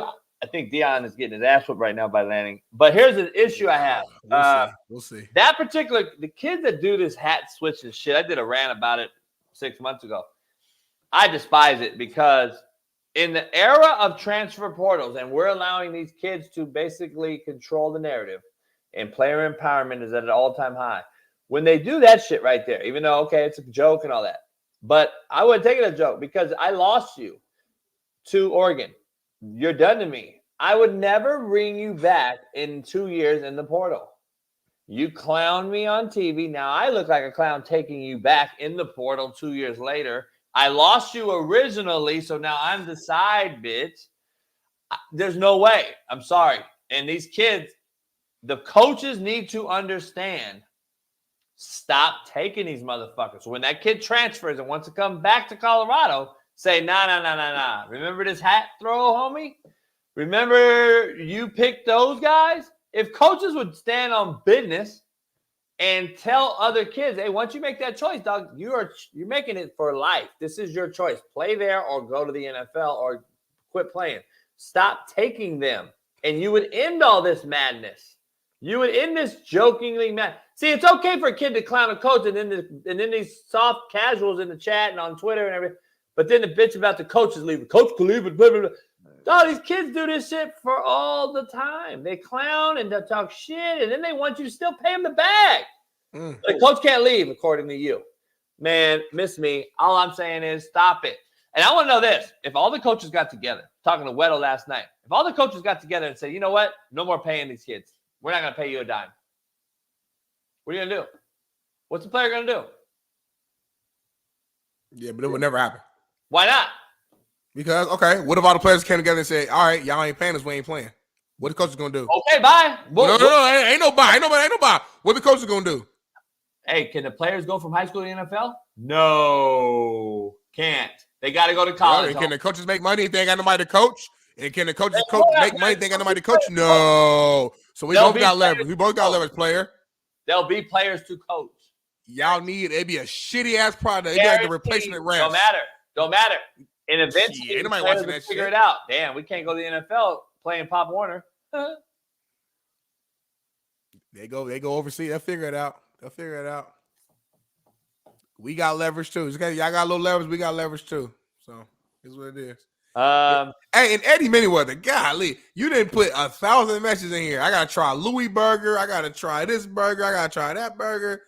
Fuck. I'm like, you just sent me 10 spots to try in a week. I'm gonna try. I've heard of some of these spots. My homie, Fabulous Burger, that's in Compton. I believe so. Like a lot of these spots, I hear you. I'm gonna try all these spots. Louis Burger, I got you. You just sent me 1,000 spots, man. I got you. By the way, Louis Burger is in Compton in Luders Park, where I grew up. It is the best burger in America. For real. Best burger in America. The line be so damn long. Louis Burger is the best burger in America. Not only are the best fries in America, they got the best breast. The best breast. If you've never had it, you don't understand. What? They have the best strawberry soda. Strawberry soda fire? Oh, it's unbelievable. You can't even get strawberry soda most places. This is what their staple is. You know what I mean? So, well, you got show this morning. Shout out to Sean Salisbury and on iHeartRadio. He had Kirk Herbstreit on after me. We discussed the George Pickens issue. We discussed a lot of different things. He asked me what I would do. Can't cuss on live radio, so I couldn't cuss. But, obviously, George Pickens is a shitbird. And, Smitty wants an avocado toast and a lettuce wrap, Hector. So we already know what he wants. He's not trying to go to the hood and fucking eat, hood shit. I'm from the hood is me. Like, I don't need no pad. I've been to Compton by myself multiple times, JB. Like, I don't need you to go to Compton. You grew up there. You ain't been back in a long time. I can go tonight and be very comfortable. All right, hell yeah, hell no. We got to end the show. We got 10 minutes. Hell yeah, hell no. Let's do this, and then we'll get back to some shit. I don't know if we got some white people shit or not, but we got a couple other topics to discuss. Hey, man. We already talked about the Eagles. Cowboys will lose in the first round. Between you and I, hell yeah, hell nah. I say hell yeah. I think Cowboys and the Eagles can lose in the first round of their game. Even though if one of them can make it a bye, the winner of that division, they'll still lose in their first round. I think their first game, they're going to lose. I'm gonna say hell no. I think the Cowboys is legit. I think the Eagles are still a good team. Are they as good as I thought they were preseason? No, hell no. But to say they'll lose their first game, nah, I don't see it. Especially considering one of them will probably have to play, in the wild card or whatever. I don't see like the Cowboys losing against like the Lions if they played them or the Rams. I just don't see that. I not realistically. I'm gonna say hell no. All right. Coffee. Hell yeah, hell no. Coffee is a must in the morning. Hell no. That's white people shit. I just started kind of drinking coffee every now and then, and I don't even drink real like deal coffee. I get frappuccinos every now and then. White people, y'all love coffee. That's why y'all breath be smelling like coffee. Black people, we don't need no damn coffee. We wake up, we take a knee and thank the man and get back to the money. Like we drinking orange juice, we drinking water. You know what I'm saying? We ain't coffee. Come on, man. Hell no. That's white people shit to the highest fucking level. Your internet is horrible. How my internet horrible? I got all my. That's your internet. Shit is a bad internet. That's your internet. My internet is perfect over here. So I got all the bars. I got the Ethernet plugged in. Everything perfect. More black people per capita drink coffee than white people. No, they don't. No, they don't. Hell yeah, hell no. Donuts have lost their popularity. That's a cold question. That's a cold question. Because a lot of cats, I ain't had a donut in 10 years, dog. I used to love donuts. Well, it's a spot called Sidecar Donuts that I just went to literally last week. Look it up. Matter of fact, I might go today before I go to Fox, just because it's top of my mind. Best donuts in LA. Sidecar Donuts. Better than Randy's. I know that's the popular spot. Randy's is right down the street. That's cool. Donuts are horrible. Randy's is very. Thank you. I'll tell you the real hood spot. You want to go to the real hood spot to get coffee. What spot I got ain't the hood, but it's fucking delicious. Devil's Sidecar. Food, hot. Devil's food right out the gate. 2, 3 in the morning. Come from the club. Milk. Cold ass milk in the fridge. Get the milk. Devil's food hot. Asian dude come out like dong dong. Shit fire. Hell yeah, hell no. Pizza over tacos all day, every day. Hell no. Shut the hell. You don't finish the sentence. Hell no. Hell no. Hell no. Hell no. Tacos. I had a taco last night. I can eat tacos every Why day. everything we talked about, Smitty had it last night. Everything. He had donut last night. He had milk last night. week. He had tacos last night. He had pizza last night. I eat a lot of food. I eat pizza 4 times a year. Dr. Pepper yesterday? I did. I swear to God, I had Dr. Wow, Pepper. this motherfucker had everything every day. He got no shirt on. I made a taco salad and tacos last night, and I bought 1 Dr. Pepper from the Vons gas station because I wanted Dr. Pepper. So those things are true. Last week, I went to Sidecar Donuts. Just so happened, the shit that you bringing up, which we don't prep the show together, so I didn't know you gonna bring this shit up. The stuff you're bringing up is places that I've experienced and went to recently. Oh, I'm glad a brother called him out. A brother said, last time I checked, he drink coffee. Brothers drink more coffee than you. Smitty makes anything racial. Shut up, Rico. I can't even see you in a fucking picture. Hey, that JB. Purple as hell. That motherfucker purple. He look like fucking purple mix. That motherfucker dark in there. He everybody's shadow around there. That motherfucker look like I love you. Close to mine. I call it back in the day. You could get away with this as a white boy, but now be careful. Nowadays I'll be canceled, but I'll be like, boy, you everybody's shadow. Shut your motherfucking ass up. And cats clown them. Nowadays, he'd be so canceled and shit. Motherfucker, shut up. That motherfucker like, I love you. You love me. Wait a minute. Hey, what's his name? I forgot his name. All right, top 5, dead or alive. I already killed you on Christmas movies. Now we're gonna do Christmas eats. Top 5 Christmas food. You go. Hold on. Don't say nothing, because you're gonna get to dissect my shit first before I talk. I'm gonna talk about your shit first. There's no way you can start off Christmas eats with fucking cheesecake. Are you fucking shitting me? I don't even want you to answer me. I'm talking to the chat. Smitty's eliminated from this conversation. He got fucking cheesecake as number 1. Gotta be black people shit. The motherfucker got fried chicken on Christmas. Hot cocoa. Pause. I gotta pause this shit. This is the softest list I've ever seen for a food list I've ever seen in my entire life. Big Smitty, you have a chance to rebut yourself. Listen, all I'm saying is, on Christmas Day, I know a lot of times people eat the exact same shit they just had 3 fucking weeks ago on Thanksgiving. I don't like having the exact same thing. We just had Thanksgiving a fucking month ago. So I like to switch it up a little bit. For me on Christmas Day, desserts are huge. Again, I put cookies, I put cheesecake just as examples. I don't really give a fuck what the dessert is. I just like to eat some sweets around Christmas Day. That's what I like to do. Fried chicken. Yes, I want fried chicken because 9 times out of 10, during Thanksgiving, all we had was turkey and ham. That's cool. Switch it up a little bit around Christmas. We ain't got to eat the exact same meal. Like, we just had Thanksgiving. Switch that shit up. Now, hot cocoa. I literally, 1 time a year, I'll have some fucking hot cocoa, and it's usually around this time. So when I'm thinking about Christmas-specific shit, that came to mind. It's not because hot cocoa was so fucking delicious. It's that the only time that I would ever drink it is right now. So I have to put it on the list specific to Christmas. And then macaroni and cheese, that's every holiday. And listen, I'm a huge mashed potato guy. JB fixed it for Thanksgiving. I saw the video. I was fucking jealous because I couldn't get it. But that's what it is. That's what it was. Thank you.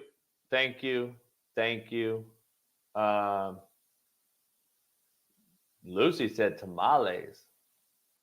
That's a big deal out here too. That's a huge deal in LA. That's Mexican people shit. They are good as fuck though. All right, let's get a real list. This is a good ass list. I'm not mad at this, but when I look at this, I see Thanksgiving. Like, it's a great list. I'm not mad at the list at all. Thanksgiving is Christmas. Everything you right here, you fixed 3 weeks ago. You fixed a smoked ham. You did a fried turkey. You did your famous garlic mashed potatoes. You made you literally made this 3 weeks ago. I wasn't there, so I'm happy you're making the same thing again because I'm gonna have a chance to actually eat it. But you're making the exact same list from Thanksgiving. You did nothing different. There's no switching around. There's no nothing. It's the exact same meal. Can I get a rebuttal? I mean, if I could hear you, I can't understand you. Your internet breaking up. Is that me or you? I have no idea. Look, I'm gonna have different sides for Christmas, but I'm always gonna make the main meats because I'm a meats guy. You gotta have the same meat. Like, you gotta have the big meat. You can't do. What are you gonna make? You'd have to make 1,000 fried chicken. Like, I'm making big shit for I'm not. I mean, I have a lot of people, but we have, 10, 11, 12, 20 people. I don't know how many people say that. But, I'm just saying. I don't know. It's interesting. Interesting list. To be different, interesting list. I'm going to be honest with you. Very interesting list. Starting off with cheesecake on Christmas. I hear you, man. Listen, I just like food. I don't give a fuck what it is. I know JB can cook for real, so I know the food's going to be good. So, whatever you fix, I'm going to be good with it. Chicken, turkey, ham, fried bologna and cheese sandwiches. What Steve Kim say? Some mozzarella sticks, some onion rings. Steve wants some bar food. He wants some mozzarella sticks, some nachos. No, I gotta go out my way and find fucking onion rings. That's such a random. That's a very random. I'll fuck around and get out. I got the fryer. I'll fuck around and get the fryer going. The deep fryer, put the onion ring. I'll make some. I'll chop some thick. I'll get some onion. Onion rings do be good, but you got to eat it when they super fresh and hot. Have you had red onion rings? Ooh, hell no. Fire. What? Fire. Yeah, fire. I'm hungry right now. I'm about to go get me some. I'm about to eat some leftover tacos. If you had this onion ring, you want to go real fat, you stuff the onion ring, you stuff it with fucking cheese, like in the middle. And you slam bits in the fryer. Oh, I make some bomb. I might do that. I might fuck around and blow your mindset. Well, if you're doing it like that, can you make some jalapeno poppers in? Fuck it. Nah, we don't fuck around with that. So when Steve Kim, that's Lucy, all the Latino homies, Latinas. That's all y'all. I can't do I don't do jalapeno. It ain't for you. It's for me. It's for the brothers. I don't do all that pepper shit. I don't do that hot shit. So when Steve Kim, the Korean Cosell make a request, he get what he want. When the black man make a request, he don't get what he want. I see what racist show.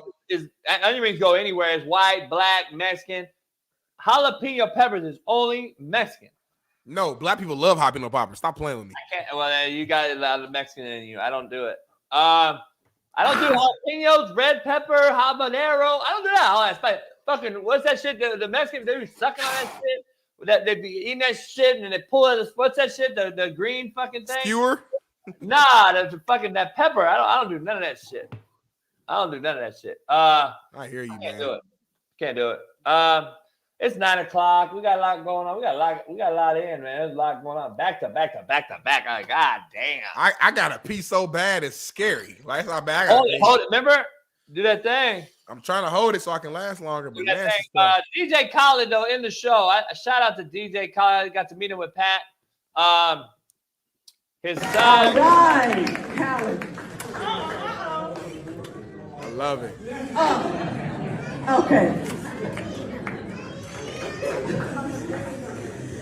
It starts at home, Dad, so I'm glad you're there. Okay. I think it was kind of a shot, though. It starts at home, so I'm glad you're there. I looked through shit. The teacher thought Khaled was coming to hug her. Oh. Khaled. All right, Khaled. Okay. He said, "Oh, okay." See, you don't be. See, I point out a lot. He was there with his wife though, so I don't know. No, y'all don't see shit. I just point a lot of little shit out there for y'all that don't ever see shit. And then you see it and be like, damn, JB talked about that shit 6 months ago. Yeah, I hear it. I like it. Shout out to DJ Khaled, man. Show love to your kids. My Wi-Fi fucked. Your power fucked up. We need that super chat, and we need you to switch over to Mint Mobile right now. 3 hours in. Make sure you pound the like, subscribe, become a member. Enjoy the videos Bailey puts up over the weekend. Tomorrow, Saturday, Sunday, we'll be live. Maybe we might go live Christmas Eve in the Slapstick Studio and Cigar Lounge. Pound the like button. And Merry Christmas if I don't talk to you till Tuesday. Merry Christmas. Ruben, you coming over Sunday? Christmas Eve, Ruben. Poker. Bring your ass. If you can't come Sunday, Ruben, come. You can come. Yeah, Sunday. Because my Mexican homies, I know you can't come Sunday. That's the problem. Because the Mexicans, they claim Christmas Day to be Christmas Eve to all the blacks and whites and biracials and anyone that don't say the word. They do Christmas on Sunday.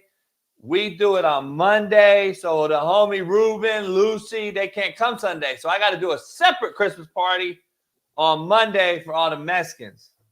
Okay. All right. It's all fair. Hey, DJ said drop the ad. He'll be there. Hey, I'll put the address right here, right after we we leave the show. I'm going to put JB's full address in the chat. Whoever wants to pull up. And then, yeah, man, we going to be there. Merry Christmas, y'all. Do that shit. You said what? I had a motherfucker on Twitter fucking do that shit. That's wild, man. He like bitch that shit. They got bitches made cats. So I sat outside. I stood on the driveway, dog, with the auto. With the Udi Oop. Well, I got the semi-auto gauge with 12 in the clip, 14 up top. On the rocking chair outside with a stick in your mouth. I'm just chilling. Ash and a big chain. Yeah. Had an AE on the fucking roof laying down with a sniper. AE, my AE was in the house getting ready for AE, but yeah, you know. Yep. Somebody said Smitty's last show. Damn, that's fucked up. It's been a good one, been a good week. We're only going to kill it after the first. Super Bowl's coming around the corner. The second half of this football season will be after the Christmas holiday, New Year. So shout out. Well, Kirk Herbstreit on the show next week. Big get. He'll be on the show. We'll chop it up with him. Get to hear Kirk cuss a little bit. That's always good. Can't wait to see Smitty and Kirk interact and talk and chop it up. I'm gonna wear my hoodie, whatever that means. So but Smitty ain't never been in front of somebody that big and prominent. So we're gonna do that. And then Kirk ain't never been in front of somebody as big and prominent as your boy. He better flip the script. I don't bow down to no man. We'll see Sunday on the poker table. We'll see. Hey, y'all, pound that like, man. Appreciate y'all love, man. Thanks for all the super chat money today. Money? I got money from the super chat. I'm gonna take the super chat money and I'm gonna use it on the poker that you're buying. Hell no. Send me all that super chat money. I need that for Christmas. I can buy my wife that gift she want. Hey man, y'all. It's been real. It's been a good one. Hey, why you say your wife couldn't come Sunday? It's crazy. She gotta work Christmas Eve and Christmas, right? Yeah, she worked. Why would you ask me all these questions on who was coming over then? You asked me that.